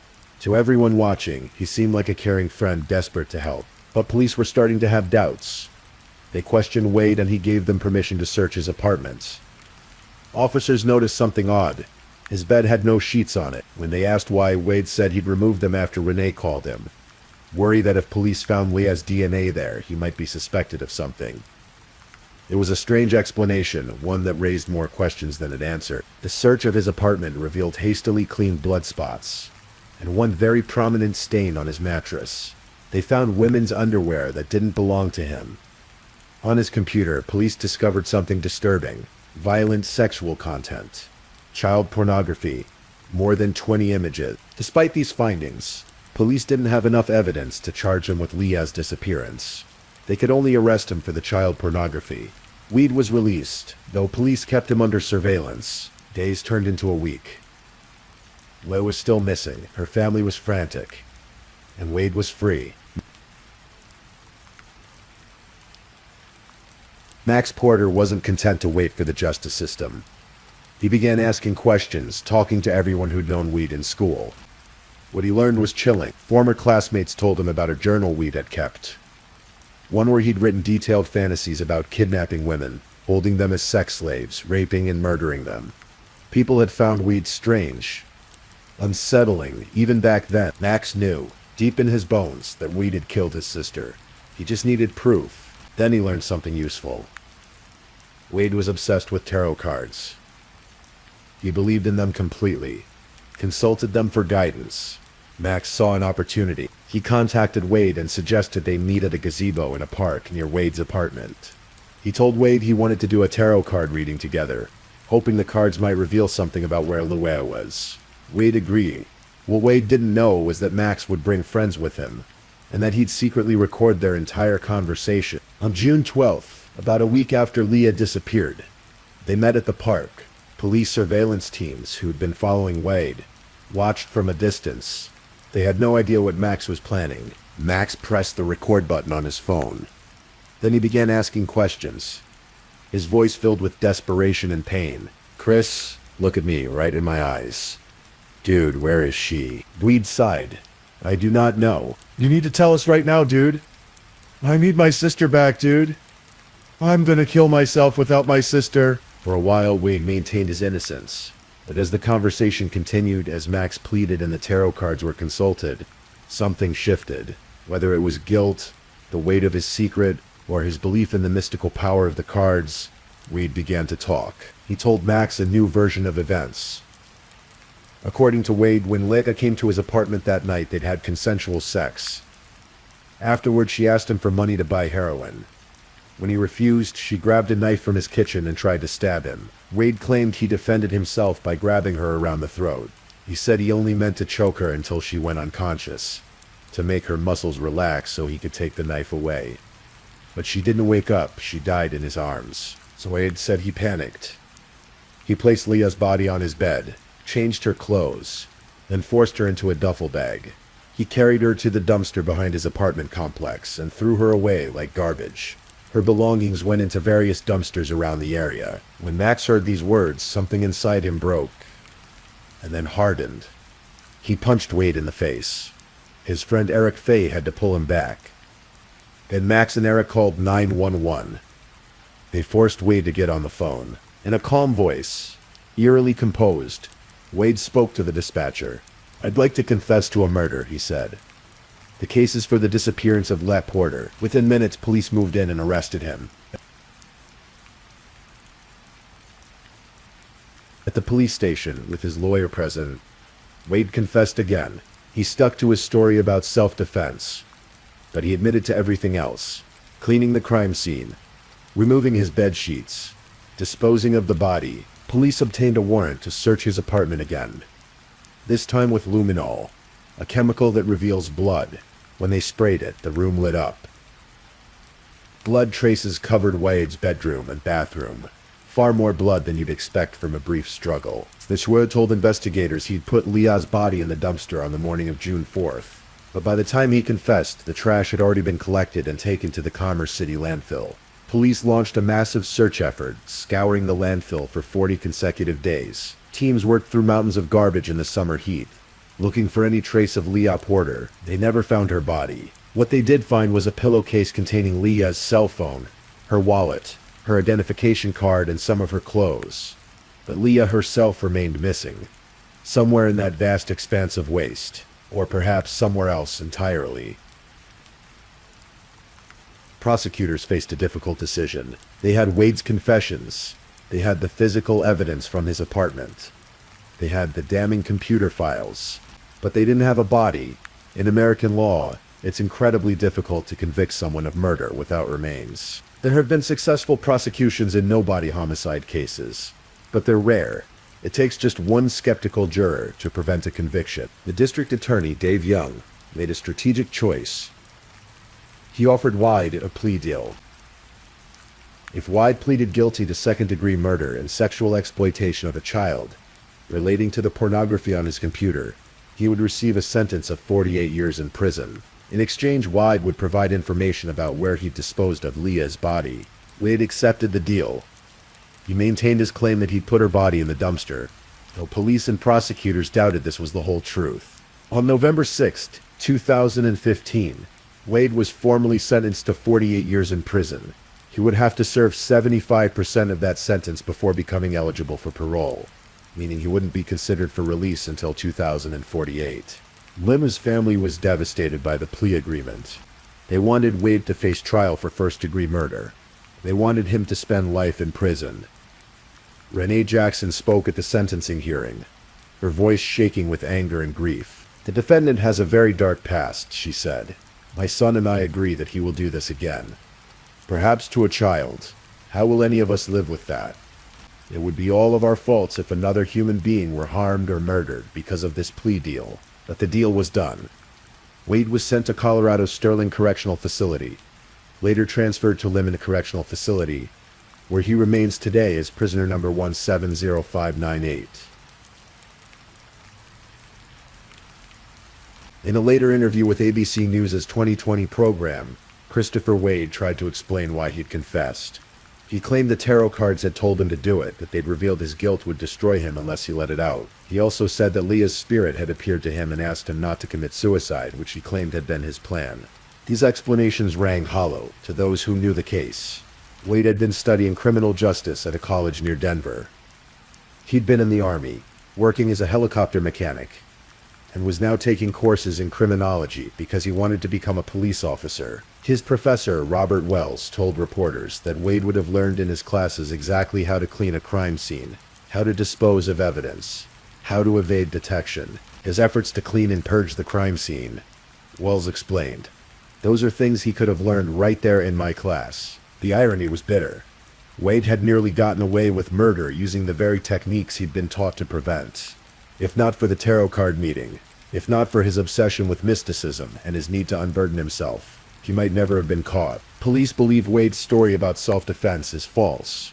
Talib was a petite woman, weighing only 98 pounds. Wade was a trained soldier who practiced jiu-jitsu. The amount of blood found in his apartment suggested something far more violent than a struggle over a knife. And there were questions that Wade could never adequately answer. Why didn't he call 911? Why didn't he just run away? Why didn't he try to restrain her instead of killing her? The most likely scenario investigators believe is that Wade made sexual advances toward Leah, and when she resisted, he attacked her. The knife story was invented to justify what he'd done. For Renee Jackson, there has been no closure. Her daughter's body is still missing. For more than a decade now, she has searched the dusty mountain trails of central Colorado, hiking through wilderness areas, consulting psychics, coordinating volunteer search teams. She has memorized every page of the police reports. She has paid for travel expenses for volunteers willing to help look for Leah. I just can't accept the fact that I don't know where my daughter is. Renee told reporters. I can't live with that. She believes, in her heart, that we didn't put Leah in the dumpster. She suspects he hid her somewhere he could visit, somewhere meaningful to him. But without more information, without Weed telling the truth, Leah remains lost. A Facebook page, Help Find Leah Porter, continues to this day, sharing updates, organizing searches, keeping Leah's memory alive. On what would have been her birthdays, on the anniversary of her disappearance, her family posts tributes.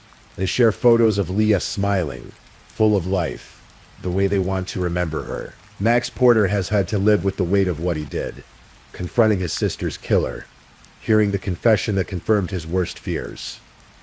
He carries the recording of that conversation, a permanent reminder of the moment everything changed.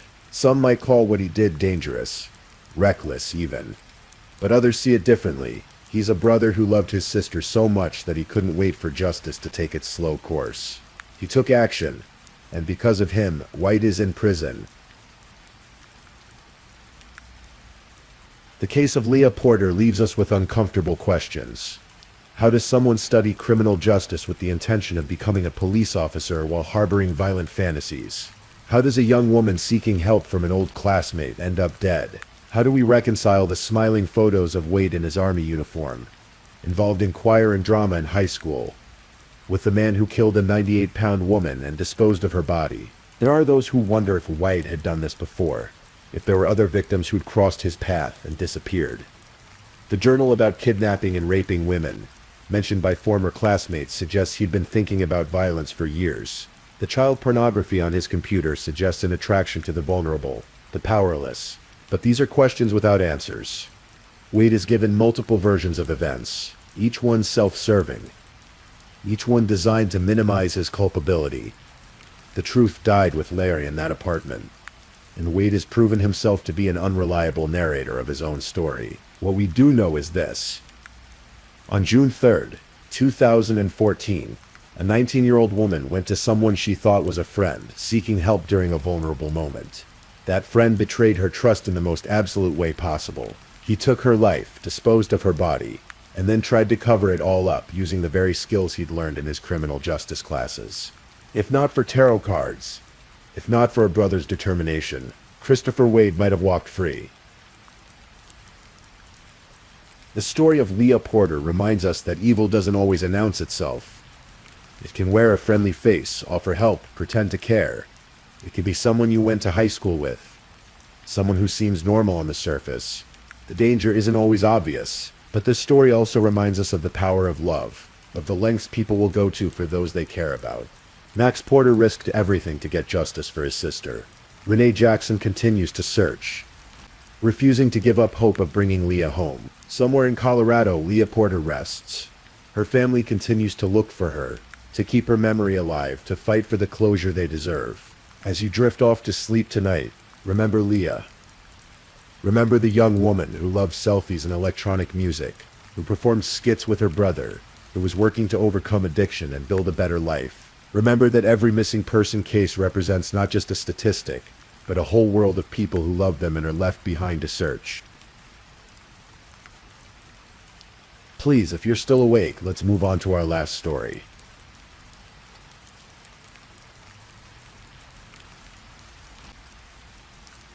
Story 5. Tonight we're going to explore a story that reminds us how darkness can sometimes hide in the most unexpected places. This is the story of Shad Thurian, a young man from Green Bay, Wisconsin, whose life was cut tragically short in February of 2022. As always, we approach these stories with respect for those involved, remembering that behind every case are real people, real families, and real lives forever changed. So take a deep breath, let your mind focus gently on the narrative, and allow yourself to drift as we unfold this story together. Green Bay, Wisconsin. A city known for its football legacy, its place along the Fox River, and its close-knit communities. In this city, on September 7th, 1997, a boy named Shad Thurian was born to Tara Pakanich and Michael Thurian. Shad grew up in the Howard Suamico area, attending local schools where he was known as a kind and compassionate young man. Those who knew him best would tell you that Shad had a way of thinking about others before himself. He was the type of person who would lend a hand without being asked, who would listen when someone needed to talk. As a young man, Shad developed several passions. He loved the outdoors, finding peace in camping trips under Wisconsin's starlit skies. He enjoyed games, spending time with family and friends, creating memories that would later bring both comfort and pain to those who loved him. But perhaps his greatest talent was in his hands. Shad was an artist, particularly skilled in woodworking and wood carving. He could take a simple piece of wood and transform it into something beautiful, something meaningful. After completing his education at Bayport High School, Shad began working alongside his father Michael and his grandfather at their family business. It was honest work, the kind that connects generations, passing down not just skills but values, traditions and bonds that money cannot buy. Shad had siblings who adored him. His sisters Ava and Sylvia, and his brother Bo, all shared in the quiet love of a family that seemed, from the outside, perfectly ordinary. His grandparents, Becky and Steve Fisher, David Pakanich, and Elaine Willicat, doted on him as grandparents do, proud of the man he was becoming. By 2022, Shad was 24 years old. He was still living with his mother Tara, and her boyfriend Steve Hendricks, in a modest home on Stony Brook Lane in Green Bay. Like many young adults, he was navigating the complexities of life, working, spending time with friends, and simply existing in the everyday rhythm that we all take for granted. But Shad's life had intersected with someone else's, someone whose own story was marked by trauma, mental illness, and a dangerous relationship with drugs. That person was Taylor Shad Business. Taylor Denise Coronado was born on November 23, 1997, just 2 months after Shad. Her childhood began like many others, but it would be marked by loss and instability that would shape her in profound ways. When Taylor was just 11 years old, her mother Marla died. The cause was cirrhosis of the liver, the result of years of alcohol abuse. for a young girl entering adolescence. Losing her mother was devastating. The world she knew suddenly shifted, leaving her feeling unmoored and alone. After her mother's death, Taylor moved to Cotulla, Texas, to live with her paternal grandparents. But the stability she needed never quite materialized. Her father, Arturo Coronado, remarried a woman who had 3 children of her own. According to family accounts, the blended family struggled. Taylor felt like she had lost not just her mother, but her father too, as his attention turned to his new family. Taylor and her brother ended up living in a basement, where once she had a comfortable home, now she found herself pushed to the margins, quite literally underground. The psychological impact of this displacement cannot be overstated. A child who loses a parent and then feels replaced is a child carrying wounds that may never fully heal. By 7th grade, Taylor was already receiving mental health treatment. She struggled with attention and concentration problems, behavioral issues at school. She was prescribed medications for what doctors initially thought might be ADD or ADHD. As time went on, the diagnoses grew more complex. Severe depression, bipolar disorder, post-traumatic stress disorder, borderline personality disorder. She was given mood stabilizers, antidepressants, antipsychotics. At 18, Taylor made the decision to stop taking her medications. This is not uncommon among young adults who feel that the medications numb them or change who they are. But for someone with Taylor's mental health challenges, going unmedicated would prove to be a dangerous choice. Around this time, Taylor also began experimenting with drugs. She started smoking marijuana at 14. Then came harder substances, cocaine, methamphetamine, crack. By the time she was in her 20s, she was using methamphetamine almost daily, a habit that would last for years. In 2018, Taylor changed her last name from Coronado to Shad Business, after marrying a man named Warren Chabot. The couple had a son together, born in 2021, but Warren himself was no stranger to trouble. By the time of the events we're discussing, he was incarcerated in federal prison on unrelated charges. Their son was being raised by his paternal grandparents in Texas. Taylor's adult life was punctuated by brushes with the law. She had charges for battery, disorderly conduct, resisting arrest, bail jumping, and theft on her record. In January of 2022, just weeks before Shad's murder, she was convicted and sentenced to 3 months for fleeing, eluding, and obstructing police.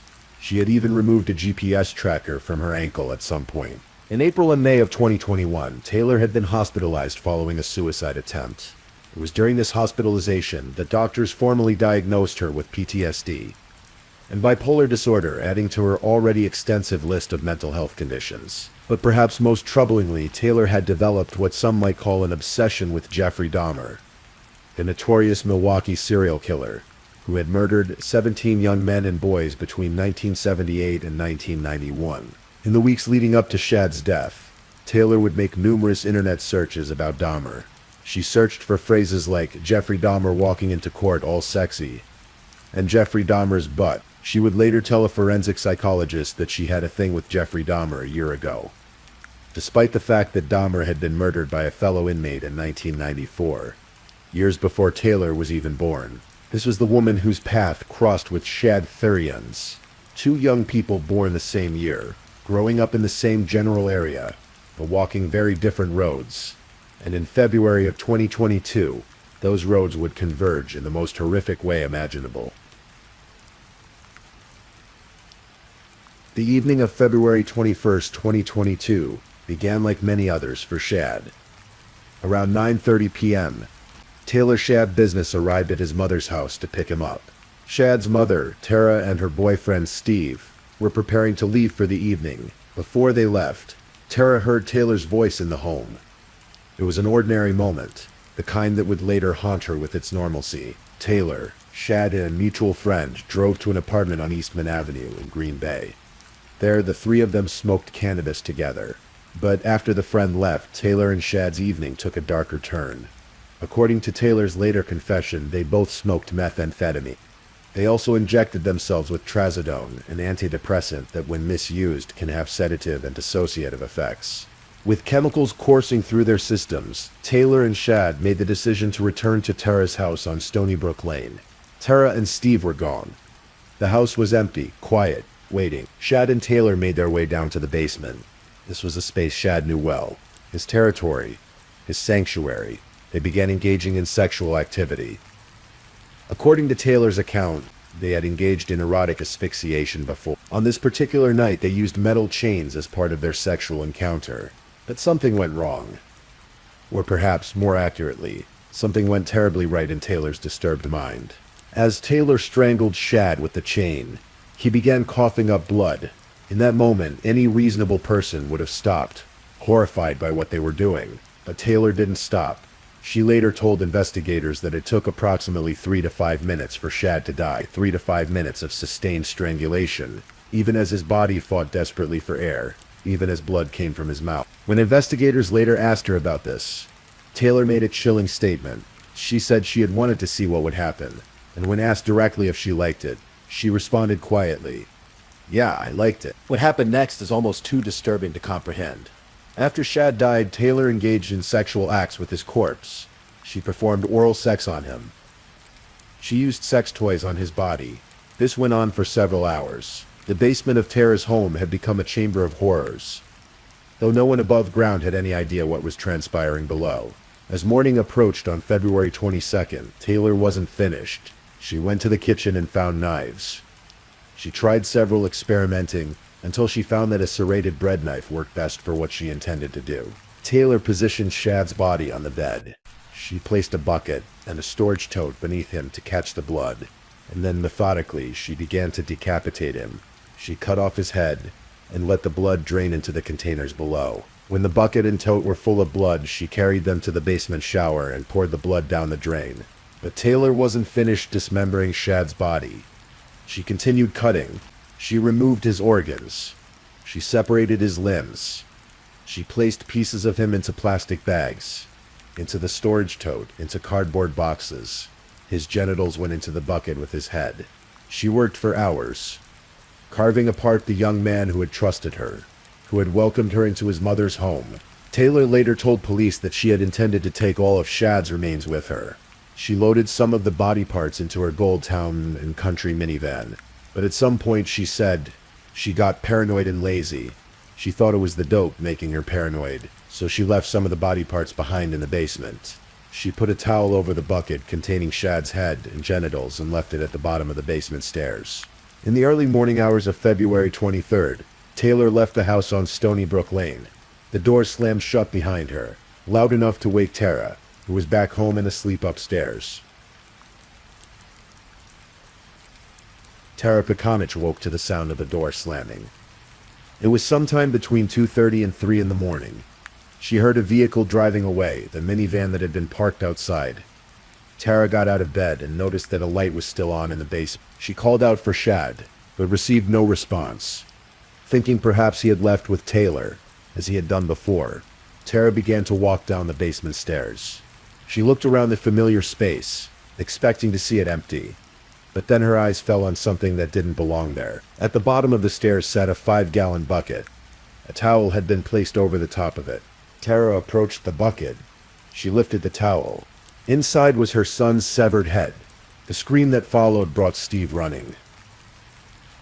At 3:25 a.m., Steve made the call to 911. His voice on the recording is tight with panic and disbelief. "She found the severed head of her son in the basement," he told the dispatcher. "There's something in the goddamn bucket." Green Bay police officers were dispatched immediately to 829 Stony Brook Lane. When Officer Alex Wanish arrived and descended into the basement, he found a scene that would haunt even the most experienced investigators. Shad's head was in the bucket, just as Tara had described. But it wasn't just the head. Also in the bucket were his genitals, body fluids, and 2 knives.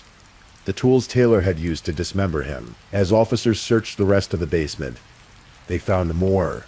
Body parts had been placed in plastic bags, scattered around the space. Organs were in cardboard boxes. Blood had soaked into the mattress on Shad's bed. The scene was one of absolute carnage, made all the more disturbing by the methodical way it had been arranged. One of the responding officers, a young rookie, would later be deeply traumatized by what he witnessed that morning. Even veteran detectives, men and women who had seen decades of crime scenes, would describe this as one of the worst they had ever encountered. While investigators were processing the nightmare in the basement of Stony Brook Lane, They were also working to locate Taylor Shaw Business. It didn't take long. Later that same day, on February 23rd, police found Taylor at an apartment complex on Eastman Avenue, the same complex where she and Shad had smoked methamphetamine the night before.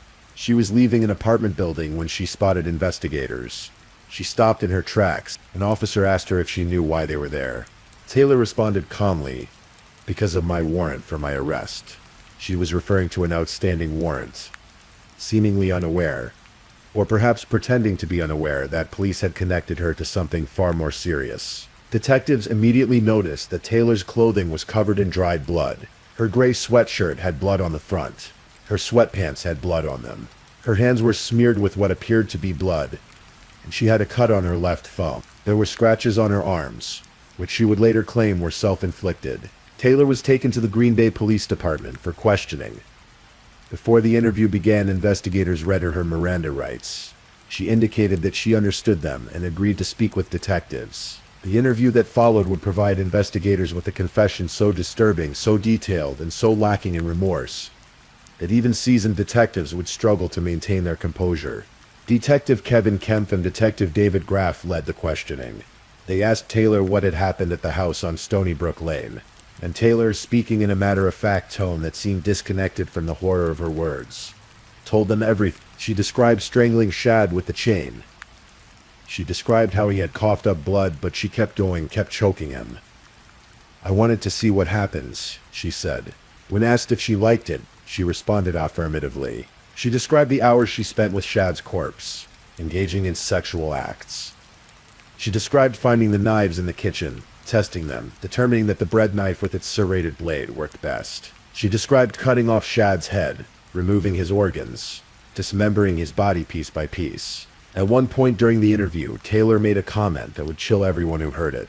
She asked the detectives, in a lower tone of voice, "Do you know what it's like to love something so much that you kill it?" When asked about the bucket, Taylor explained that she had intended to take all of Shad's body parts with her, but had gotten lazy.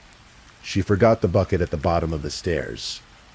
It was an oversight, a detail left unfinished, like forgetting to take out the trash. Taylor also told investigators that she had placed other body parts in her minivan, intending to dispose of them later.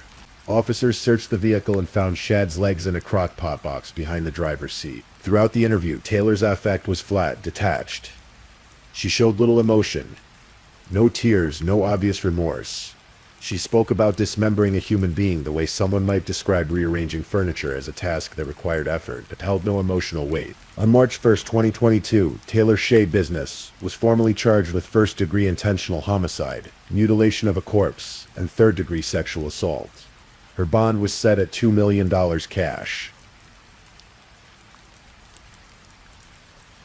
The case against Taylor Shea Business was straightforward in terms of evidence. She had confessed. Her DNA was at the scene. Shad's blood was on her clothing. Body parts were in her vehicle. But the legal proceedings that followed would be anything but simple. Almost immediately, questions arose about Taylor's mental competency. Was she mentally fit to stand trial? Did she understand the charges against her? Could she assist in her own defense? In April of 2022, a court-ordered psychological evaluation was conducted. The evaluator, Dr. Colleen Collins, determined that Taylor was competent to proceed with trial, but Taylor's defense attorney, Quinn Jolly, was not satisfied with this finding. He pointed to Taylor's extensive mental health history. The diagnoses of bipolar disorder, PTSD, severe depression, ADHD, borderline personality disorder. He noted that she had been hospitalized multiple times for psychiatric issues, including a suicide attempt. He requested a second evaluation. Judge Thomas Walsh, who was presiding over the case, granted the request. A second psychological evaluation would be conducted. The results of this second evaluation, reviewed in May, also found Taylor competent to stand trial, but the competency issue would come up again and again throughout the pretrial proceedings. Each time, Judge Walsh would rule that Taylor was competent to proceed. On September 1st, 2022, Attorney Jolly entered a plea of not guilty by reason of insanity on Taylor's behalf. This plea meant that Taylor was not disputing that she had killed and dismembered Shad Therion. Instead, she was arguing that she had been legally insane at the time, unable to appreciate the wrongfulness of her actions or conform her behavior to the requirements of the law. Throughout the pretrial period, Taylor remained in custody at the Brown County Jail, held on that $2 million bond. And then in February of 2023, something happened that would shock everyone following the case, and demonstrate just how volatile Taylor's shop business could be. On February 14th, 2023, Valentine's Day, ironically, Taylor appeared in court for a hearing. Her attorney, Quinn Jolly, had filed a motion requesting that the trial date be pushed back. He wanted more time for experts to evaluate Taylor's competency and her mental state at the time of the crime. Judge Walsh indicated that he was inclined to grant the request. He suggested moving the trial date from March to May to allow for the additional evaluation. What happened next was captured on courtroom cameras and would become one of the most shocking moments in Wisconsin courtroom history. Taylor, sitting next to her attorney, suddenly lunged at Quinn Jolly. She struck him in the head with her elbow. As bailiffs rushed to intervene, she continued to attack him, hitting him multiple times before deputies could wrestle her to the ground and restrain her. The courtroom erupted in chaos. Judge Walsh called for order. Deputies struggled with Taylor, who fought against them even as they attempted to place her in restraints. After she was finally subdued and removed from the courtroom, a deputy could be heard on the recording saying, "You went off on your attorney, Taylor. You went crazy on your attorney." Quinn Jolly, who had been advocating for his client, who had been working to get her the mental health evaluation she needed, had been attacked by the very person he was trying to help. Understandably, Jolly filed a motion to be removed from the case. Judge Walsh granted it. A new attorney, Christopher Froelich, was appointed to represent Taylor, and Judge Walsh, who had witnessed the attack firsthand, was asked to recuse himself from the case since he could now be called as a witness to Taylor's behavior. Walsh declined to recuse himself, a decision that would stand throughout the remainder of the proceedings. The incident raised even more questions about Taylor's mental state, but it also demonstrated something else, that she was capable of purposeful, directed violence, that she could identify a target and attack, that there was, beneath whatever mental illness she suffered from, an element of control and choice. The trial was rescheduled, and as the months passed, the small city of Green Bay waited to see what would happen when the case finally went before a jury. On July 24th, 2023, nearly 17 months after Shad Therion's murder, jury selection began for the trial of Taylor Shad Business. 16 jurors were selected, 12 to deliberate and 4 alternates. The jury consisted of 9 women and 7 men. The trial would be conducted in 2 phases. First, the jury would determine whether Taylor had committed the crimes she was charged with. First-degree intentional homicide, mutilation of a corpse, and third-degree sexual assault. Then, if she was found guilty, a second phase would determine whether Taylor had been legally insane at the time of the crimes, whether she had suffered from a mental disease or defect that prevented her from appreciating the wrongfulness of her actions. Assistant District Attorney Caleb Saunders delivered the opening statement for the prosecution. His message was clear and direct. The state would prove that Taylor Shad Business had intentionally killed Shad Therion. This was not an accident. This was not a momentary lapse. It's not one pull of a gun trigger, Saunders told the jury. It's an intense act. Defense attorney Christopher Froelich, in his opening statement, reminded the jury that there are 2 sides to every story. He asked them to keep an open mind, to pay attention to all of the evidence before reaching a decision.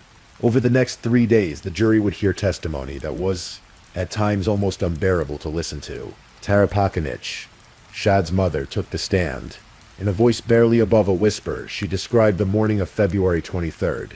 She described hearing the door slam, going downstairs, seeing the bucket, lifting the towel. She described the moment her world shattered. The moment she looked into that bucket and saw her son's severed head staring back at her. There was not a dry eye in the courtroom as Tara testified. Even the judge had to pause and collect himself. This was not just evidence. This was a mother's nightmare made real. Steve Hendricks, Tara's boyfriend, testified about making the 911 call.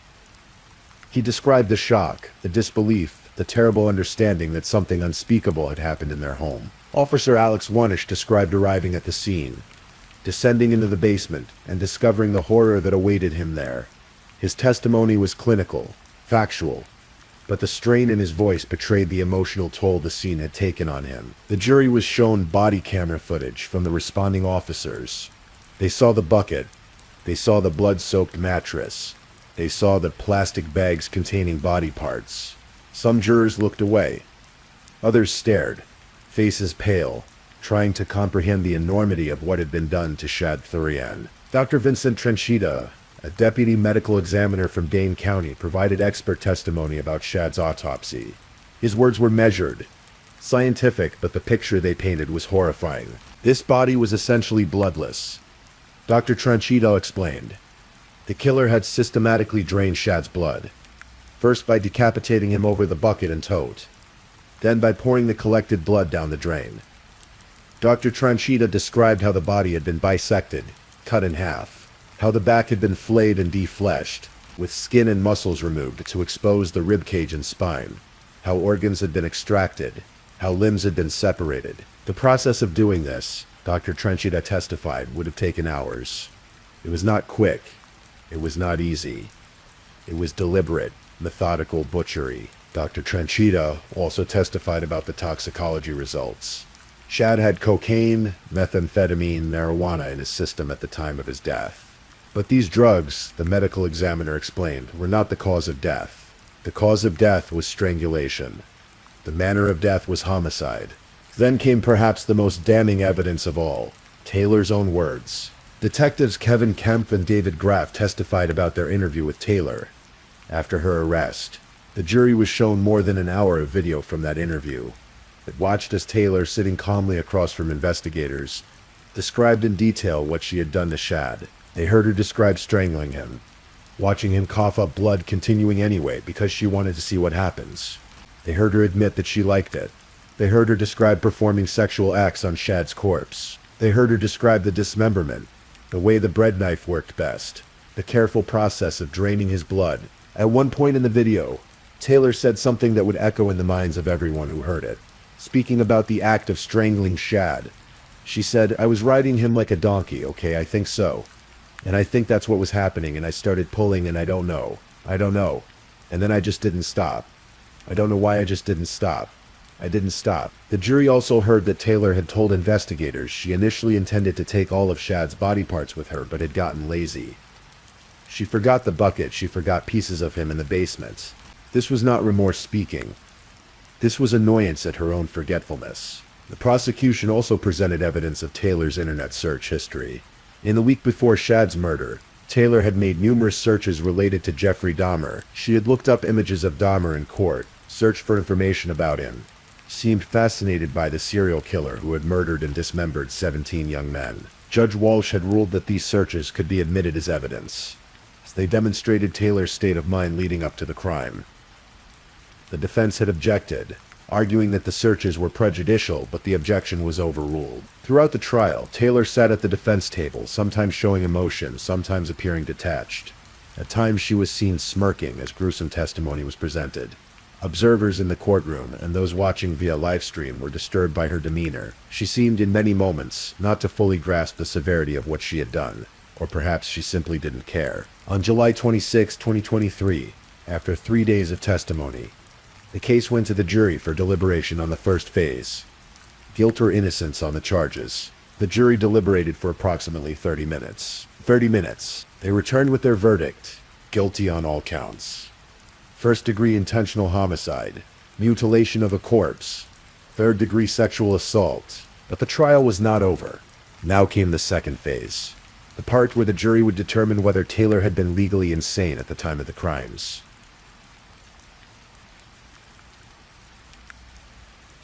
The second phase of the trial focused on a single question. At the time Taylor Shab Business killed and dismembered Shad Thurian, did she suffer from a mental disease or defect that prevented her from appreciating the wrongfulness of her actions, or conforming her conduct to the requirements of the law? This was the heart of Taylor's defense.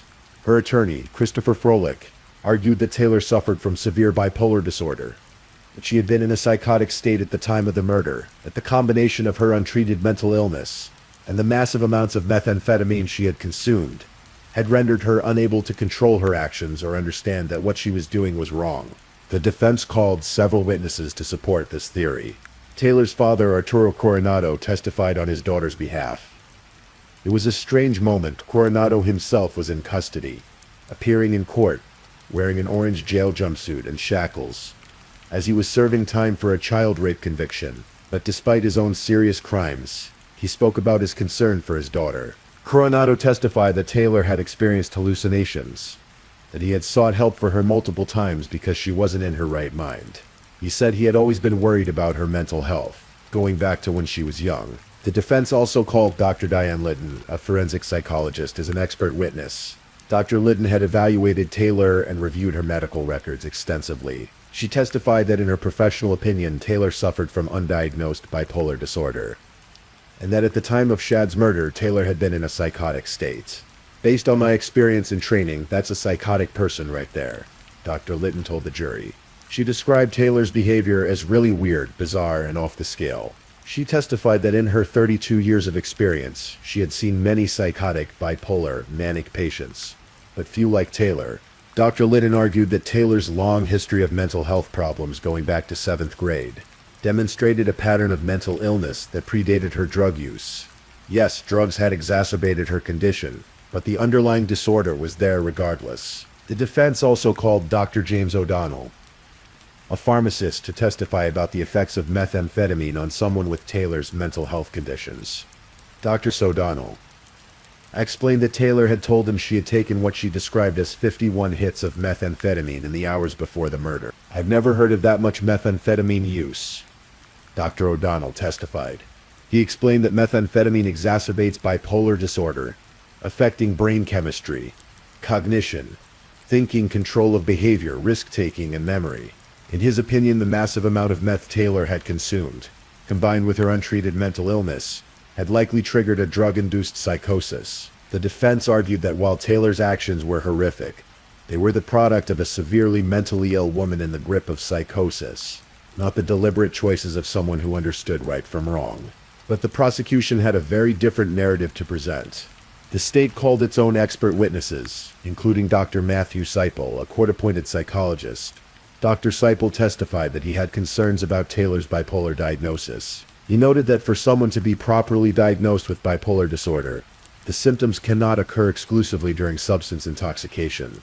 In other words, if the symptoms only appear when someone is high on drugs, it's not bipolar disorder, it's drug-induced. Dr. Seipel also noted that there were no reliable records showing Taylor had been in psychiatric treatment in February of 2022, right before the murder. There was no corroboration of her claims about her mental state at that time. Most importantly, Dr. Seipel and other prosecution experts pointed to Taylor's behavior after the murder as evidence that she knew what she had done was wrong.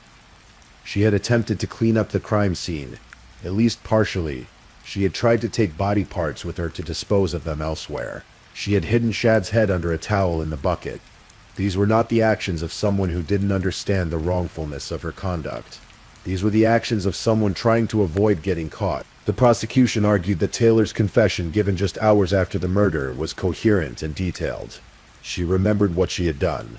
She could explain her actions. She could walk investigators through the sequence of events. This was not the rambling, disjointed testimony of someone in the grip of psychosis. This was someone who knew exactly what she had done. Detective David Graff testified that in his interview with Taylor, she had initially said the killing was not intentional.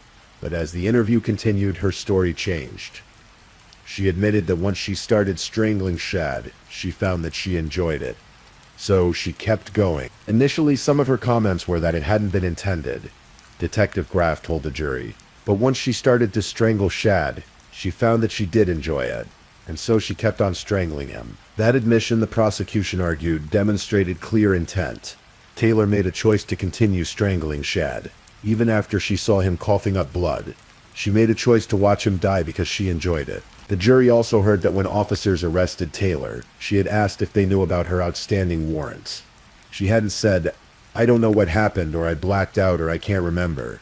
She had asked about a warrant. This suggested she was in touch with reality, that she understood she was in trouble with the law. After a single day of testimony in the sanity phase, the case went back to the jury. Once again, the jury deliberated quickly.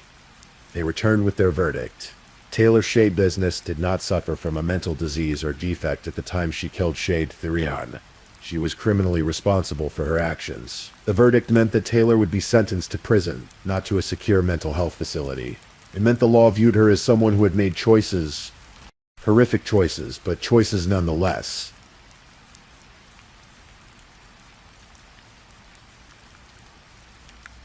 On September 26, 2023, Taylor Schabusiness appeared in Brown County Circuit Court for sentencing.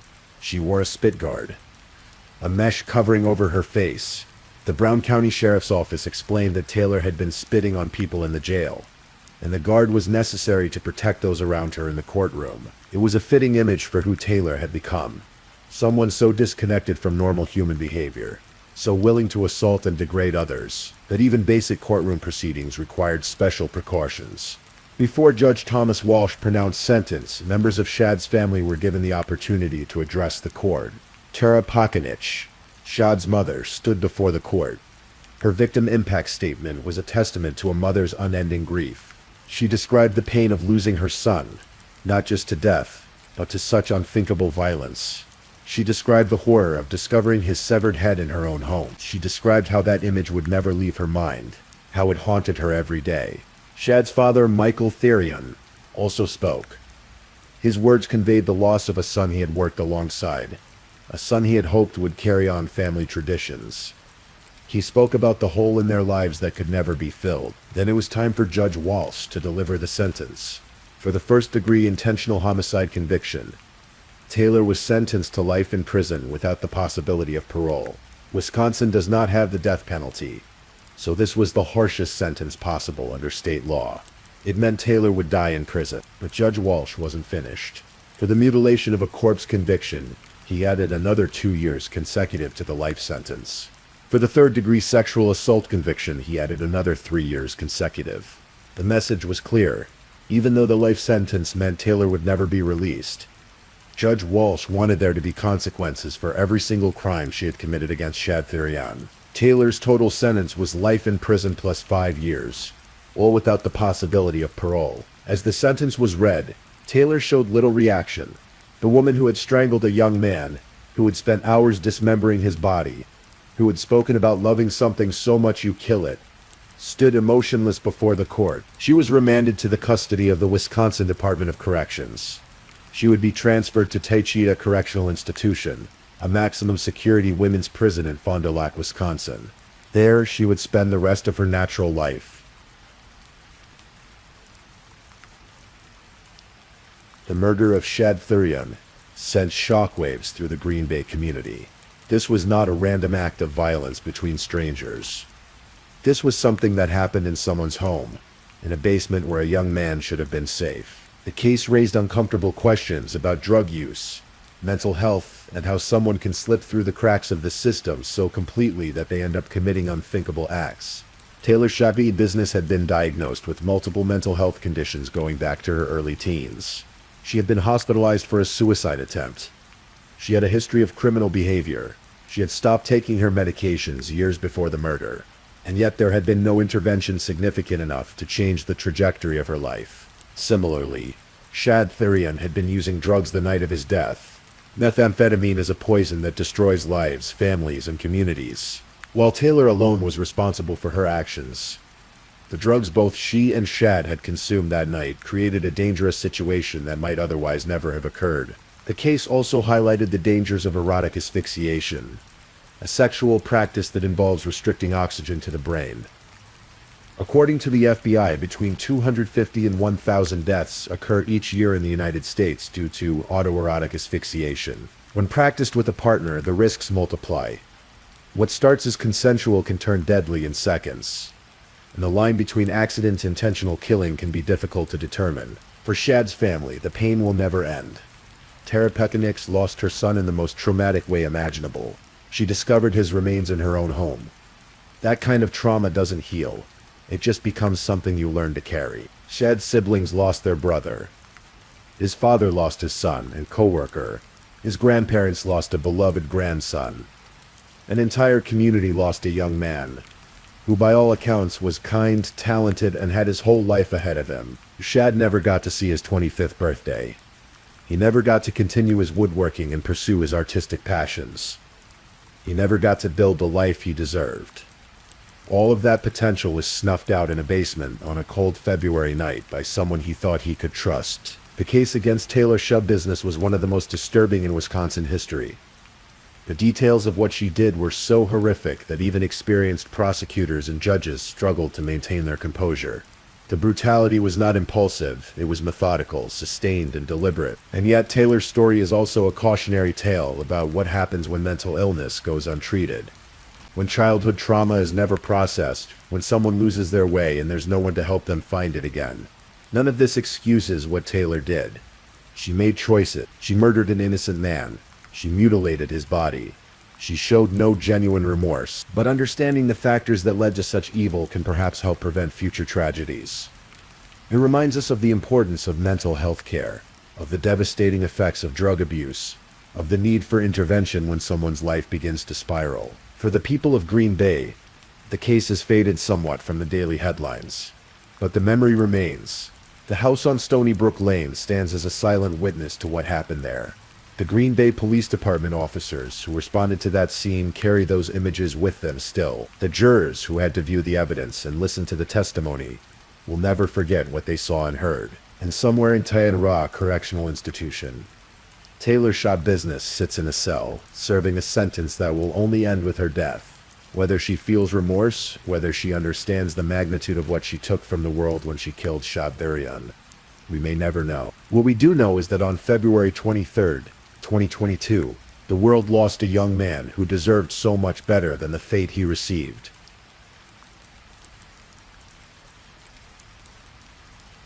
In the aftermath of the trial, Shadthirian's family worked to ensure that he would be remembered for who he was, not for what was done to him.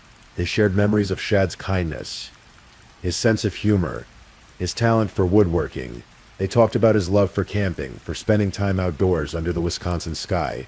They remembered the way he would help others without being asked, the way he thought of people before himself. An obituary published after his death captured the essence of who Shad had been. It spoke of his compassion, his artistic nature, his love for his family. It mentioned that he was preceded in death by his great-grandparents, and was survived by his parents, his siblings, his grandparents, and countless other family members and friends who loved him. The obituary included a simple but powerful phrase. He enjoyed camping, gaming, and carving. These were the things that had brought Shad joy. These were the things he should have been able to continue doing for decades to come. A visitation was held at Blaney Funeral Home in Green Bay, followed by a funeral service at the First Among Baptist Church. Shad's family and friends gathered to mourn, to support one another, and to say goodbye to a young man taken far too soon. At the service, people shared stories. They talked about the Shad they knew, the real person behind the headlines, behind the crime scene photos, behind the nightmare that his final hours had become. They celebrated his life, even as they grieved his death. Shad was laid to rest at Nicolay Memorial Gardens in Green Bay. His grave is marked with a headstone that bears his name. His dates September 7th, 1997 to February 23rd, 2022. And one imagines the love of everyone who knew him. For those who loved Shad, the trial provided some measure of justice. Taylor Shub Business would spend the rest of her life in prison. She would never hurt anyone else. But justice, even when served, cannot bring Shad back. It cannot erase what happened. It cannot give his family the life they should have had with him. Still in it. And so they move forward, day by day, carrying their grief and their memories, trying to honor Shad's life by living their own, by loving one another, by holding tight to the people who matter, because that's what Shad would have wanted.